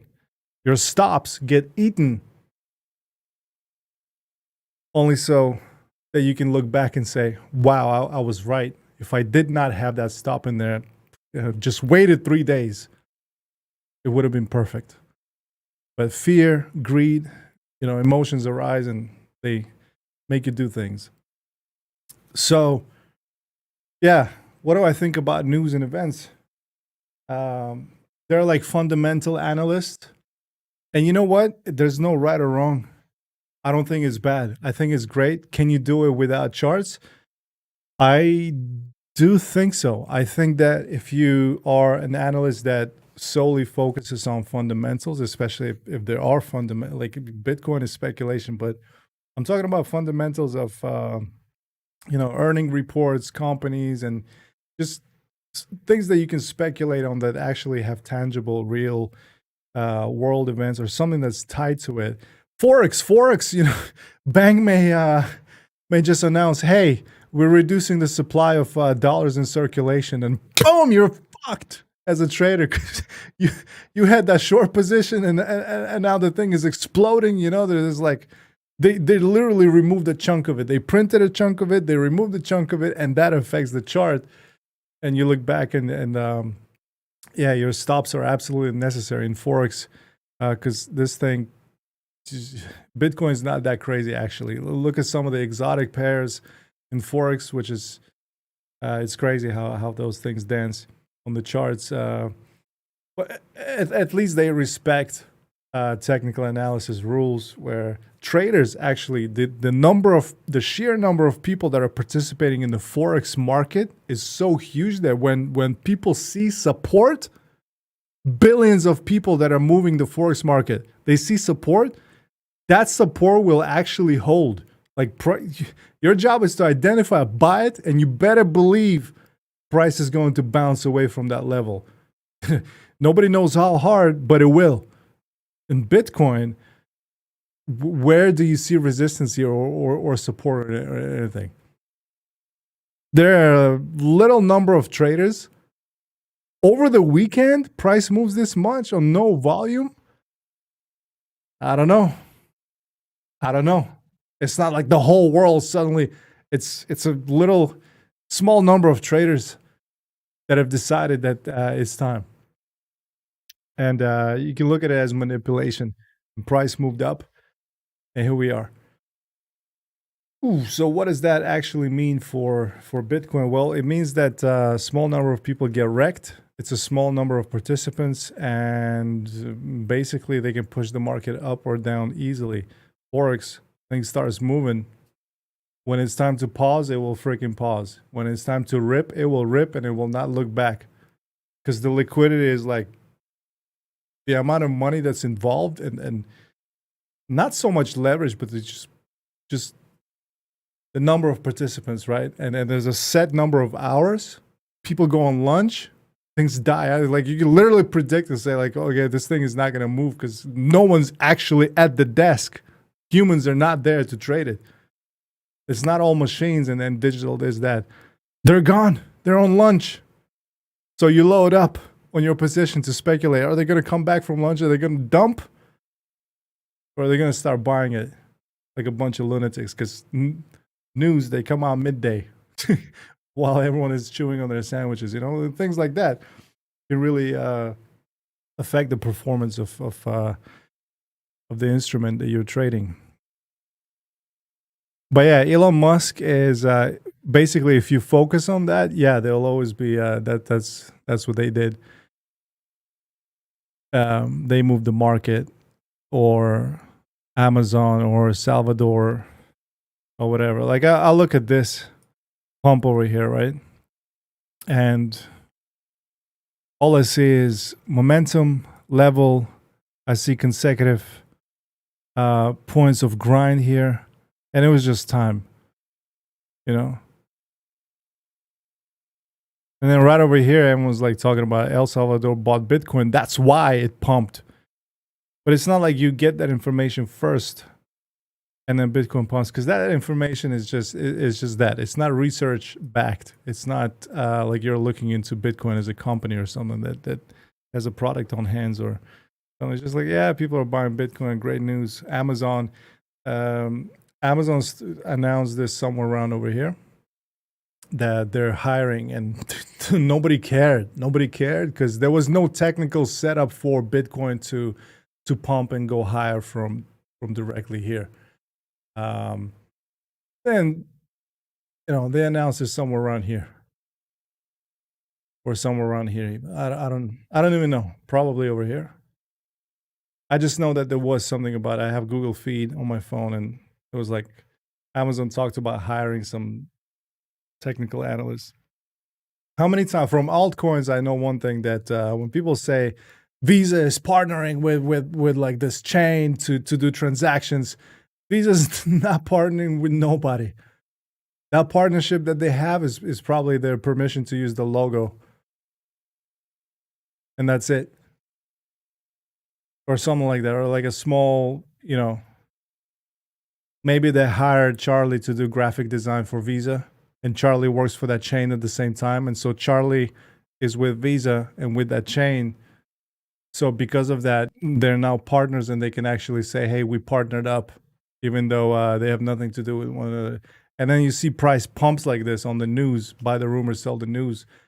In my opinion, you should never buy the rumor, and you should never sell the news. Policy, the trap. Because your timing, you cannot beat the market. So buying the rumor is the news, because the news comes out and they say rumor has it. That is news. You should already be sketched out a little bit by what's happening in terms of what they're trying to push, the narrative, right? So how are you going to buy the rumor? This saying comes from guys on Wall Street who have contacts in the industry, who can actually give them classified information. Buy the rumor. It's a joke between traders. It's not a public thing like you hear on the internet. Buy the rumor or sell the news. What rumor? You're reading news about rumor. You don't know if it's real. And when you're reading the news, like, who published it first? Why are you selling it? Now, if you're selling it, what if it starts pumping because other people think it's rumor? So the original buy the rumor, sell the news is that you had to be an insider. You had to have guys working in investment banking or something like that, and they had to have guys in their contacts that knew other guys in the industry, and like some workers or something at MAC. I heard this and that travels around to the offices. One guy says we have an edge here. Guess what? I just dug up. My friend Nick, he works over there at that firm, and he's telling me that they're short on production. Da, da, da, da, da. And you're like, really? Okay, let's take a look at their profile. You scan the company, you see that there's some reports here and there. Some hints of what Nick is saying could be true. And so you make the call and buy the freaking rumor. 3 days pass, company makes an official statement, price rockets. Everyone's like, yeah. And you already know that it's time to sell. So you sell into strength. And I don't mean short. I mean, you take profit, right?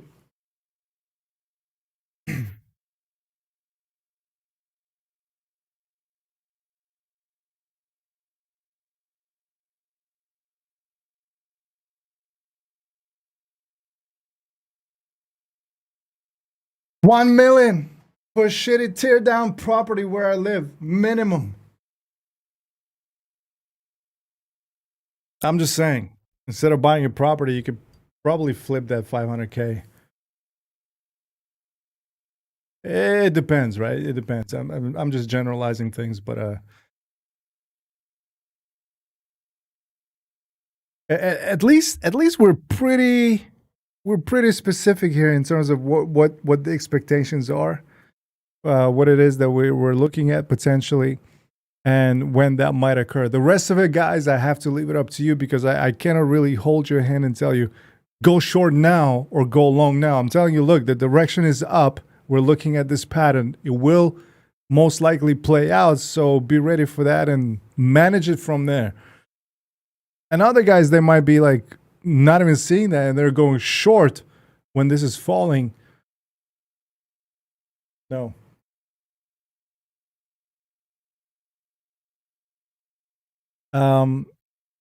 I hope these things will sort of shape your views on price action, so you can make those decisions on your own whenever appropriate.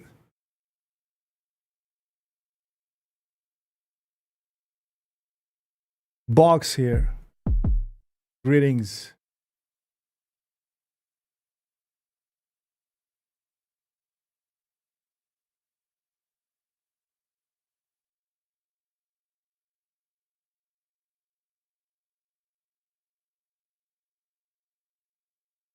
Yeah, so the counterparty risk with Bybit, I trust them overall, but they're not insured. So, for example, the spot exchange that I used to actually get rid of Bitcoin and buy has this really good insurance that if they get hacked and absolutely nuked, then I'm literally getting everything down to the last penny from those guys. BitThumb, they have been hacked three times, I believe, and that does not scare me away. Now, however, if guys like BitMEXC, they've never been hacked either. So the infrastructure is really good. But I don't know. If they do get hacked, there's, Arthur Hayes would tell you, that's on you, buddy. He always tells you, don't ever leave anything that you're not trading with on our exchange. And I think the same goes for Bybit. We should only keep what we intend to trade with and are willing to lose in case it hits the fan. I would keep shuffling it, so in and out whenever appropriate. But usually, for us, for this channel, this MS Edge, it's been mostly just around 0.8 to 1 BTC on average, and some of it gets taken out whenever there's small profit 0.01, 0.005, you know, it gets withdrawn as long as it's not the minimum, and just gets liquidated no matter what the price is. I think that's a good strategy to keep the waters fresh, keep it rotating, you know.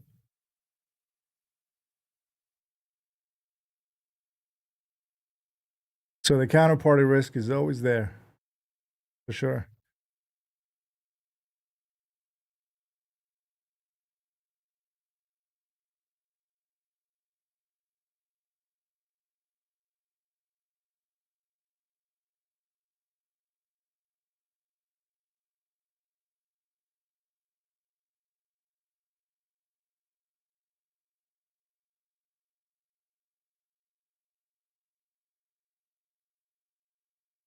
The new Bybit Pro, it still has some little quirks that need ironing out, but soon.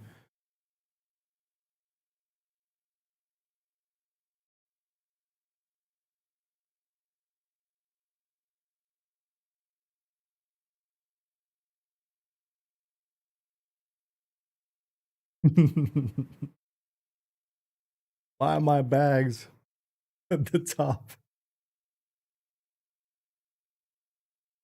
For some reason, that sounds like the kind of thing I would want to do. If people literally want to get rid of their bags, probably a good time to buy. So, anyways, who's trading this consolidate? I don't know.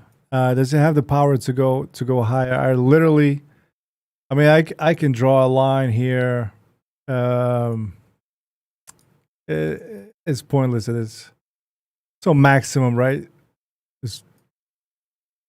If you're reading about 41, 42 somewhere, I'm thinking that maybe this is what they're basing it on. They're saying between 40 and 41 is the next resistance. But really, is it resistance? I think the next resistance is right over here. Like true, real, like resistance is somewhere around here. But that doesn't mean that I think that price is going to go straight up like this. It might. Who knows? Might. But yeah, no. This is a consolidation phase here. I think people are just gonna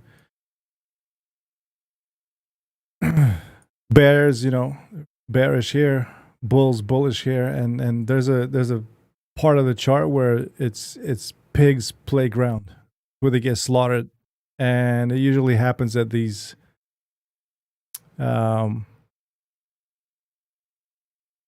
knots. So obviously when we have a wick, Bitcoin does this again and again and again. We have a wick, not a sign to panic. This thing is actually going to probably go up like this, then come back down.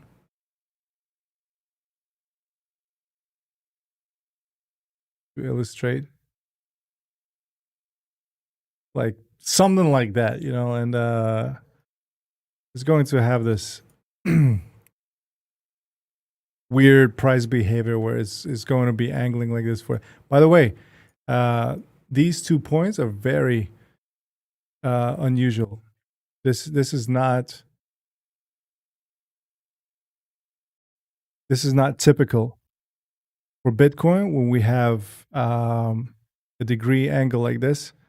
There's like no volume, literally declining volume over here, and it just pumps. This probably marked the top.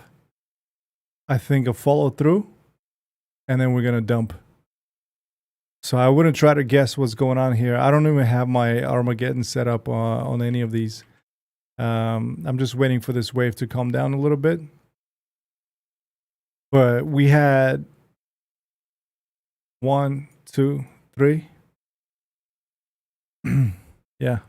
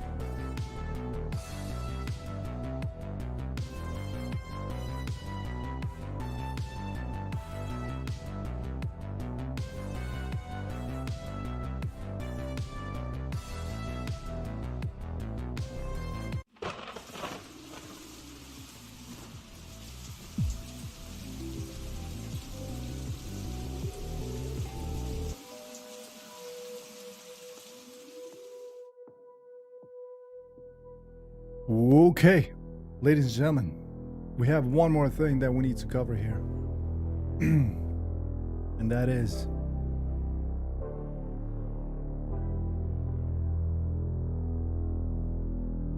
DSR.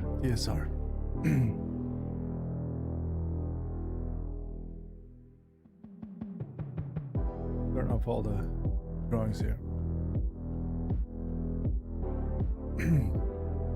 Now, you guys recall that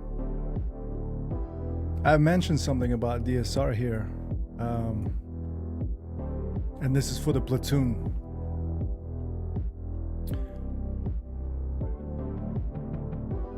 I remember I posted a message and it was a reply to Radosh where I said that we get down to the 27K level, things are going to get violent. All right. Now, violence is volatility. Okay. And the reason for that is because we have this very thin line. Volatility we got. Can't really read it here because it's so compressed. It kind of overlaps S1 pivot, daily open, da da da da. But here it says volatility expansion probable if narrow. Now you can't get more narrow than this. Now we didn't really make it all the way down to this line, but we came pretty close. The market decided that it's had enough. Momentum could not go lower than this point. So we printed a GPS here, perfect Mag 7 setup, and off we went. Everything was aligned. Boom. Thick support is telling us that it's support and it's a ranging environment. When we have a thinning, it's literally compression. So you have two things that are compressing, okay, like two the low and the support is so compressed that you hit it or come close to it, you're going to get a violent reaction off of that level. It's just another element that you can add in your technical analysis next time in conjunction with your technical patterns. So we have identified a squeeze. Here it is, using a line chart, ignoring all the wicks over here. And we made a perfect line, split it in two to understand that we're trading in the upper half and that's bullish.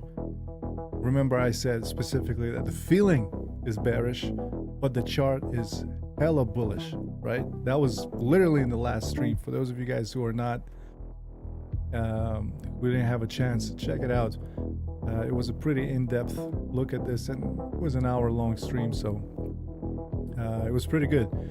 No, that was 2 streams ago. 2 streams ago. The one before the last stream. And so this added to the idea that we may actually see a violent expansion. Now we have one coming up here.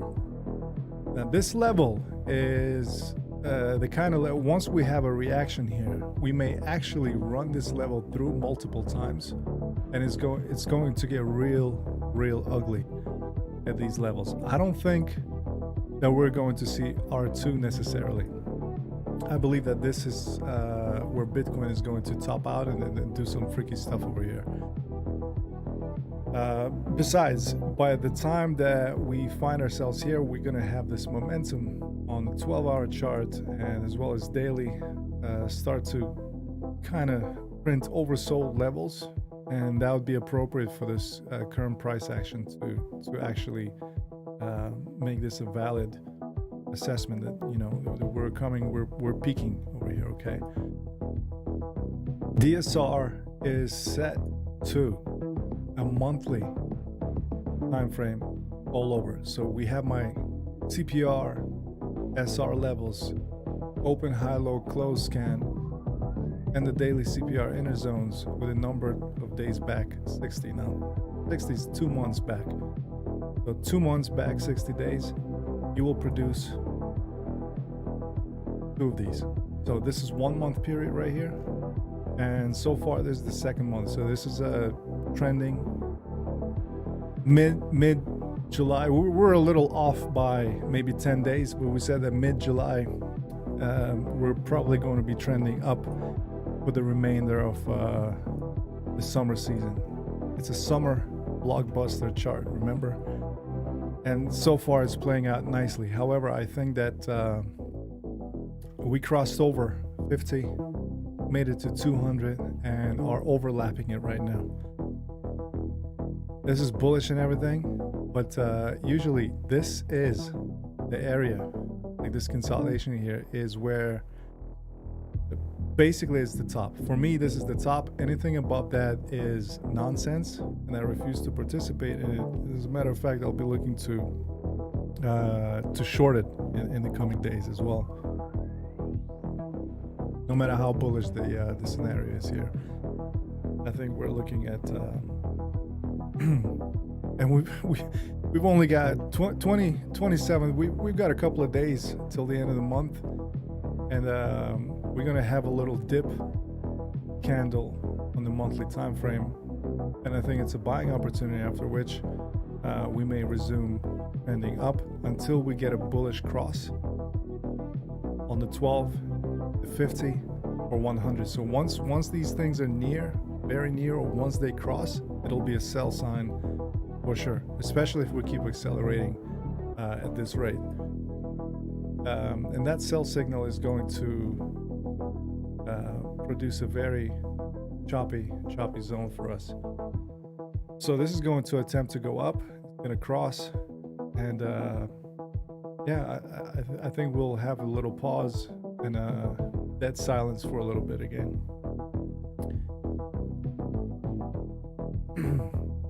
There's a lot of anger, a lot of energy here that's been constricted, and now it's been released. The genie's at the bottle, and it's not done. It's not done playing with traders' minds here.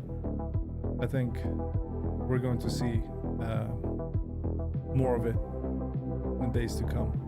But we are a little bit overextended, and we're seeing the cross on the 4-hour time frame. The cross is right here. When this cross completes, we will have a pullback. Okay, we're at R2. R3 is my max target destination, right? By the way, Binance futures, I heard that price spiked all the way to like 48 or something. All the way to here, and they retraced all the way back down. That's another one of those annoying ass things that they better compensate people who are affected by that, but because that's a whole bunch of nonsense, and it shouldn't really happen like this. That's extremely dangerous, especially people with leverage who are way above 1x. Some dire consequences there.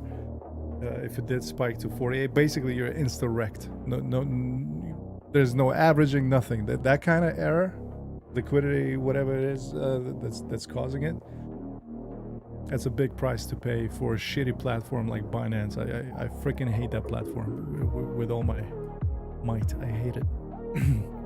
But yeah, I think we're close to peaking, and when I say close, I mean like 43 is a potential candidate for the maximum extension here. And I think going short around this area is would be profitable in the beginning, at the beginning of the month. We'll see, but we're pumping at the end of the month, and we haven't really seen a huge bottom formation here. So that remains to be seen. Now, regarding what we're looking at here, MarketSpy DSR on the second chart that split is is configured to show weekly parameters. Same thing, but W's all over the place. Minus Ranger. By the way, Ranger, we'll talk about it. It's not needed. We kind of missed the chance inside of this consolidation here to talk about it, but we'll bring it back. Nothing too major. So this is weekly, and the weekly chart is configured to show 60 days back. So this is the 1 week, 2 week, 3, 4, 5, 6, 7, 8, 9, 10, and 11. It's Monday, just opened. Let's see what happened here. So this yellow line is the closing of the previous monthly close. So the previous monthly close was right here, somewhere around here. What that means is that we had a reversal, and usually we come back to it. And this is the kind of area where you would expect price to just kind of hesitate and stop and retest the previous close and go back down. And we ran through that level, and this is what's caused this overextension, this candle. A lot of money was traded here, billions, right? And here's what's interesting: the open on the weekly chart was near the close of the monthly chart over here, so they were like back to back, two of them right here in this range, small tiny range. So as I move the crosshairs, you can see how they correspond on the weekly chart and how they relate to the monthly chart. There's also developing CPR over here, and we had a prophecy set up. Now this is something that we refer to, coined by our Discord forum trader and mod, what manual, and he observed that when price is trending below these thick developing CPR levels, we tend to go below it and then pull right back to those levels. Now this would make sense for a short trade. Like I said, we actually aimed to take advantage of that, thinking that there might be a little pullback. Now this is across all time frames. A little pullback, and then we're supposed to have this price action that we're looking at right now. That did not happen. We did not get any pullback whatsoever so far.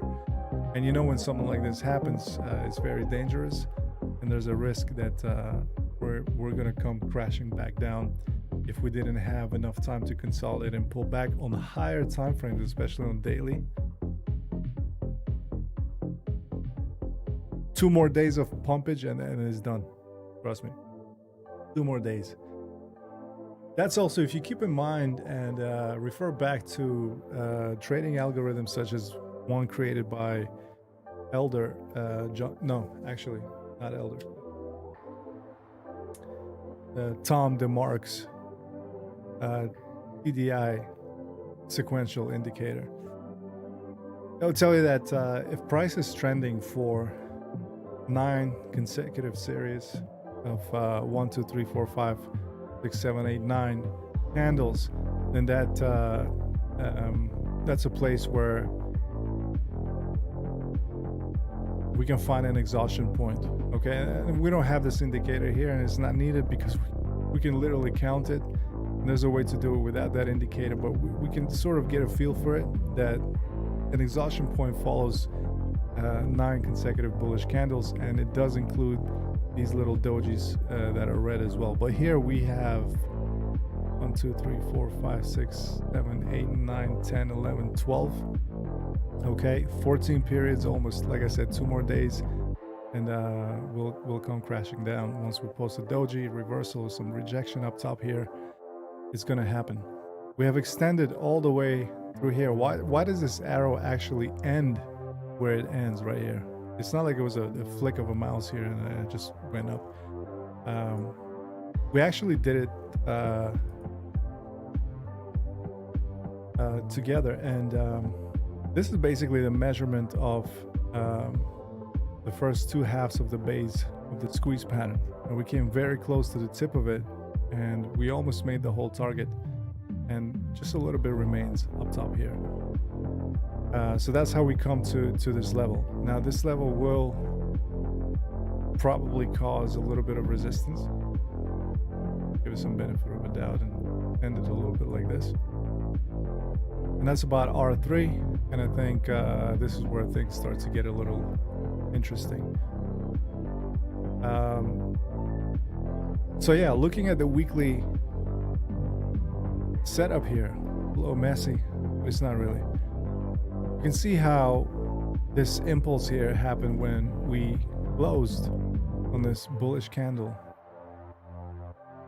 right above the weekly. This is the first time you go back since the dump. Check it out. Okay, so there were a couple of them over here, so you can assume that there are greens over here, and none of them were penetrated. So 1, 2, 3, 4, 5, 6. You can see how purple, and you zoom out a little bit. What you're seeing here is literally what traders draw down there. This is a triangle compression, and there's a pattern within it. So this compression on the CPR, you can identify by, especially if I disable this price, you can see the purple and the yellow lines, they kind of squeeze, and boom, finally we have a breakout. And that breakout is now closing above the green box.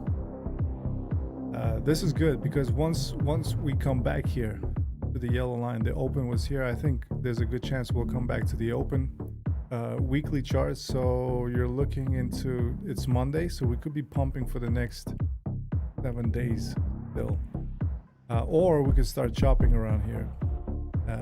Very likely that is going to be the case. So as we come back down here, this green zone is going to start expanding. Okay, and let's just start our ruler and measure this price range, date range from the beginning of this impulse. Start Monday right here, we close above it, and we'll use this.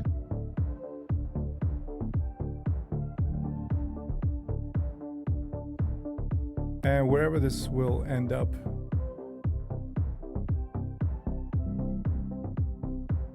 we got 7 days. So somewhere in this range over here, however high it goes, we'll have to adjust it. But the pullback is basically going to be somewhere here. Let's see, from here to here, we have 19 bars. 3 days and 4 hours of nonsense is what I project that we're going to be trending inside of this window. Then we cross over to this window after that, and we'll commence, so like this, we'll commence our pullback down to this green area that's going to be here. And I think this will be a point to go long. And it could happen a little sooner. And maybe we have a trend line over here. And I think that may not hold it. I think it breaks it and goes back down somewhere around here.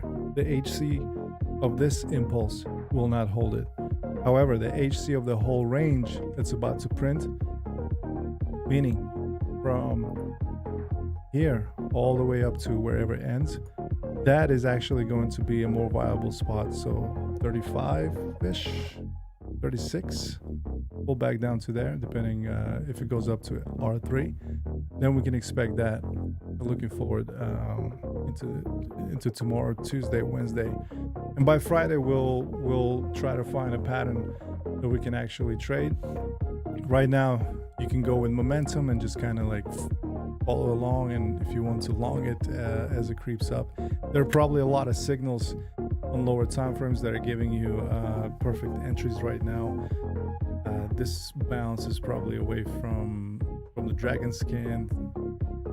There ought to be some signals there on MarketSpy. I haven't looked, but you're trading until this exhausts. The only problem is you're probably trying to snipe the top, and I don't know how much juice it's got left in it to continue.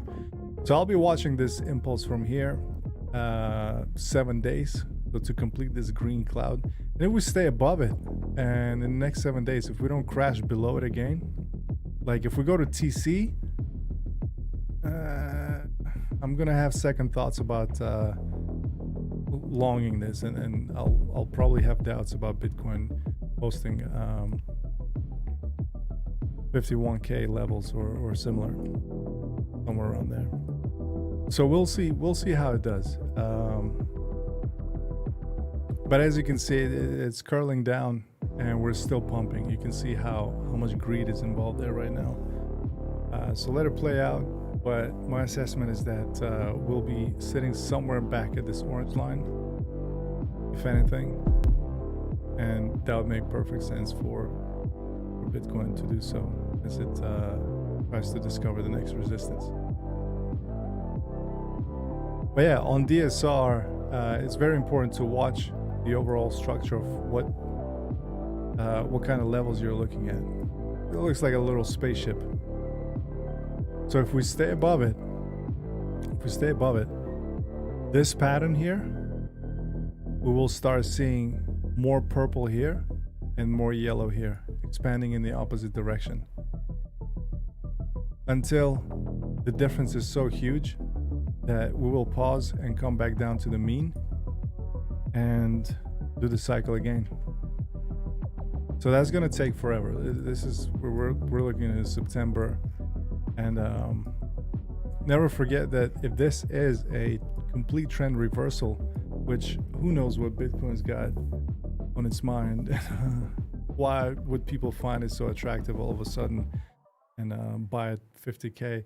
Like, why would they sell it at 50, at 40, 60 just to, I don't know. Might as well, they should have just held it. But a lot of institutions are pulling out, so I think we're going to see a bear rally, and this may be the beginning of it. A bear rally is a bullish rally that happens during downtrends, and they last for a long time, usually 1 to 3 months of an unbelievable uptrend, and then it just fades, fizzles, and we really crash. So let's see what that is. But it could be one. I don't think it's a reversal. But then again, I don't like to share what I think. I want to see some evidence. I'm seeing a crossover here, and we're way too great of a distance away from it.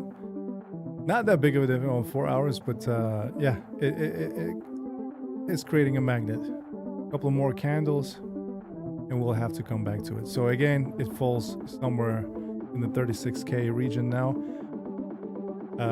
Obviously that 32.5 that we had from here, if it pulled back, yeah, it was right here. All we wanted was literally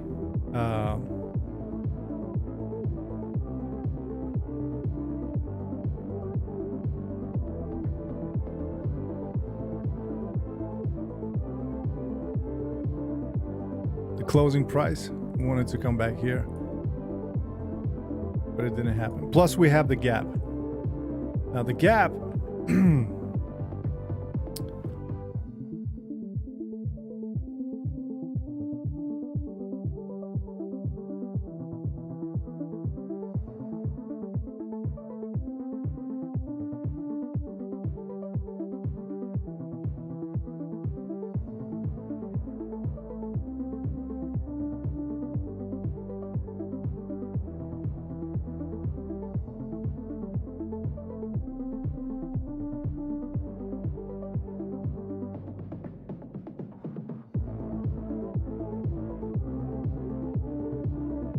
I mean, look at this UFO. It's unreal. It's unreal. The gap is right here.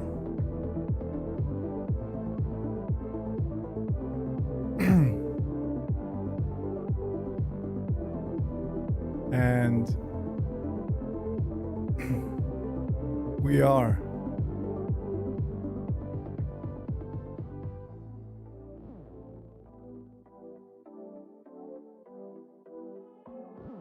about 10% away from it. That's a long distance. Now, so far, each and every one of these gaps closed, except for this one here. This sits at 46, 47, and 46. There's a gap right here, and I wouldn't be surprised if these bastards actually push the price up all the way to here. Check it out. Only for it to basically do something like this. Not like that. So potentially posting another candle all the way up to here, like this. Can you see it? I can totally see it. And that's exactly what happened during the cheap pump. So this is pure speculative sort of, if we go 40, 46, 48, 47, close that little tiny gap and just bleed away from there all the way back down to 33. And that would be something, wouldn't it? That would be something.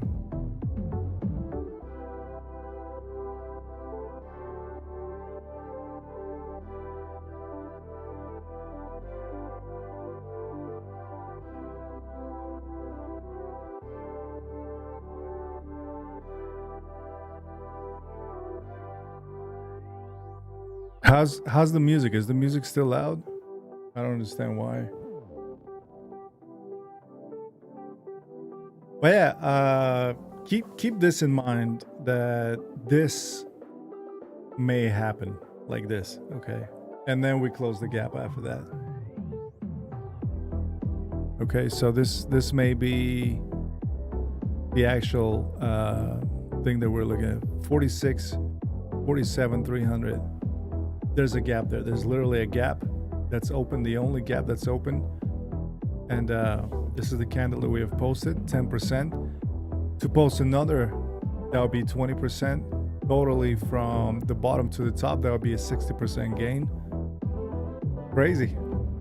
But this would completely wreck all the bears, give a lot of hope to all the bulls, and yet, when we draw a line from here to here, look where it ends up being. Do you see that magic right here? So I'm thinking, extreme scenario, if we don't stop, if we don't take a pause for a second and go all the way up, we're going to 47, which on Binance Futures, 48, where it spiked. I don't know what it was, but it made me think about this gap. Here it is. Two lines connected. Gap open. Another 10% gainer. Slow bleed out back to 33 to close this gap at the bottom.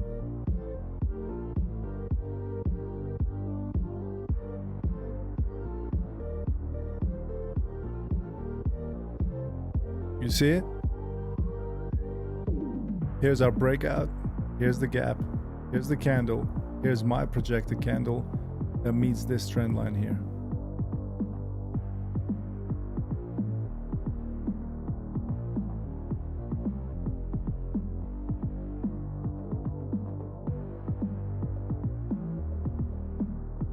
You saw it here first. This plays out. I'm short at that gap. That gap, I am short. As a trend line, clear trend line that's going to play a big role.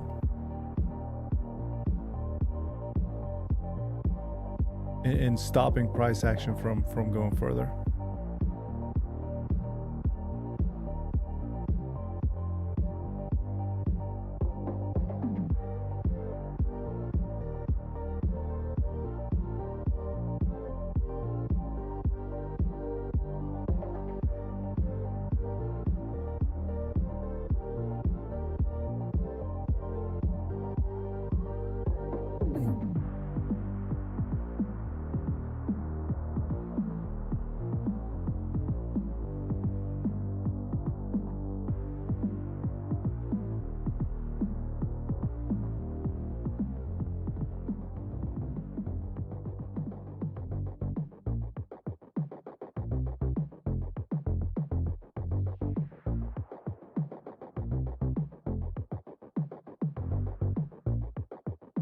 Okay, so we have a bull.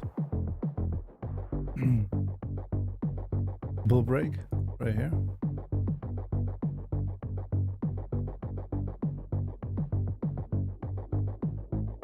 have some fun here and close this up. Should exhaust here. Plus pole. That's the extreme. Then we have R3 at 43 for a small pause area. So this lines up. I'm happy with this analysis. This lines up. And this is where I think we take a little chill pill. And then yeah, back to that gap chart and then the speculation around what I just showed you. That is going to be the next target at exactly 47, where there's a small tiny gap that we can talk about closing all the way up there, and that's where it fades, and then we have a slow bleed back to 33 all the way from 48. It's going to take forever and be closer to November or something. That's the only way. It's not the only way, but I see it that way.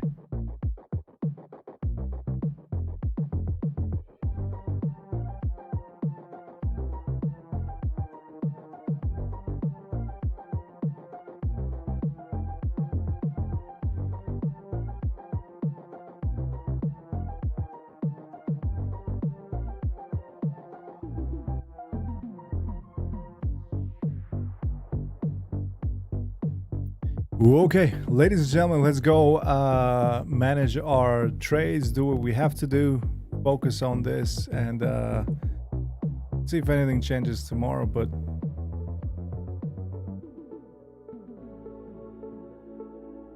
we've traveled enough. It is time to rest for Bitcoin. I think being a little naughty right now. I mean, you know how the market is, right? This just reflects people's uncontrollable desires, and you know, it's not natural, is what I'm saying. This is not natural.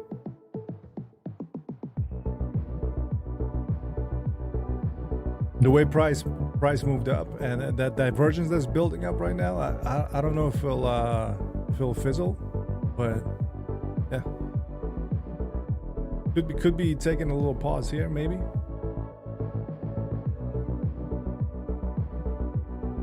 But regardless, when we make such a huge leap out of nowhere, just like start rallying on a Saturday, skip through Monday, and then, like, you know, here we are at 40K on Tuesday. I don't know. It's a little unnatural. And they say retail doesn't have power. Like, who's making all this money then if retail doesn't have the power? Who's driving it? Retail. People are making money. Not less, not more.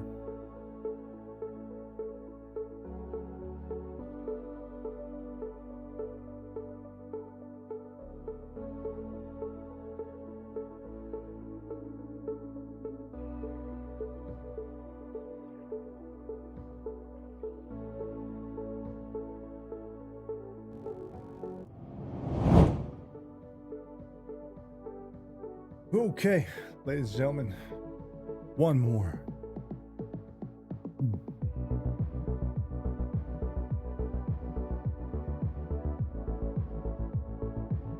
One more thing over here.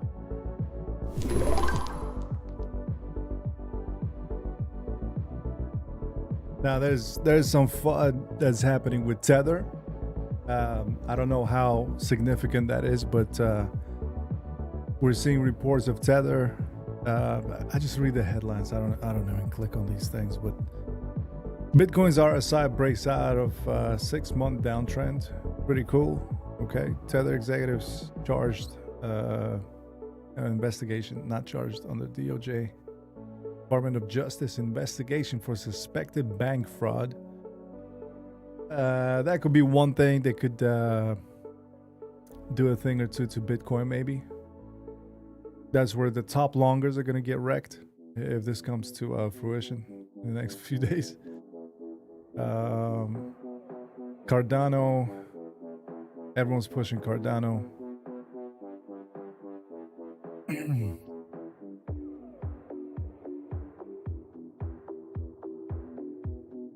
Why this? Capital letters. Bitcoin rally matters a lot.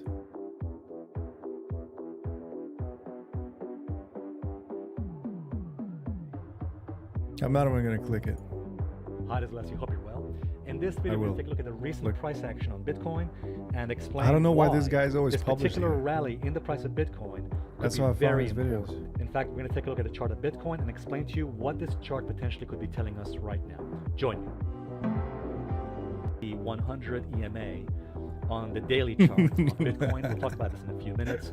By the way, we've also managed to bounce back to the 21 weekly moving average. This is a weekly chart of Bitcoin, and you can see Bitcoin is just now touching, well, it did touch it today at the when Bitcoin dropped last week and broke below 30,000. I got to be honest with you guys, at that point I really thought Bitcoin was about to break this support level as well, this next support at 28,000. I'm going to pretend to you that I'm smart. I'm not smart. I'm not a genius. So anyway, the fact is that Bitcoin did break temporarily below the 30,000 level. Everyone's a genius until it's time to be humble and say, hey, happens to the best of us, guys. I really thought that Bitcoin was going to go higher, but that got me off guard. I thought it was going to go lower, but it caught me off guard.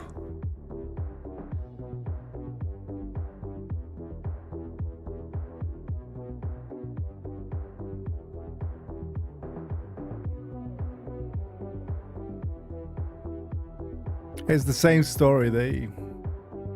It's the same story. Altcoin market cap suggests alts are not done increasing. Not interested in alts, but if you guys are, there you go. Major Thai telecom operator plans to outmine all of Southeast Asia. Good luck. Telecom operators always talking crap. Always.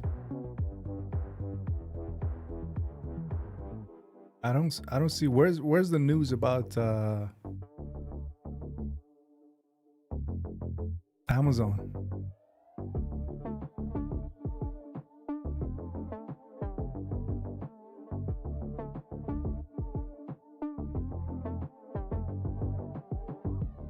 The movement comes hot on the heels of the news breaking Of rumors of Amazon integrating Bitcoin payments in their platform, the market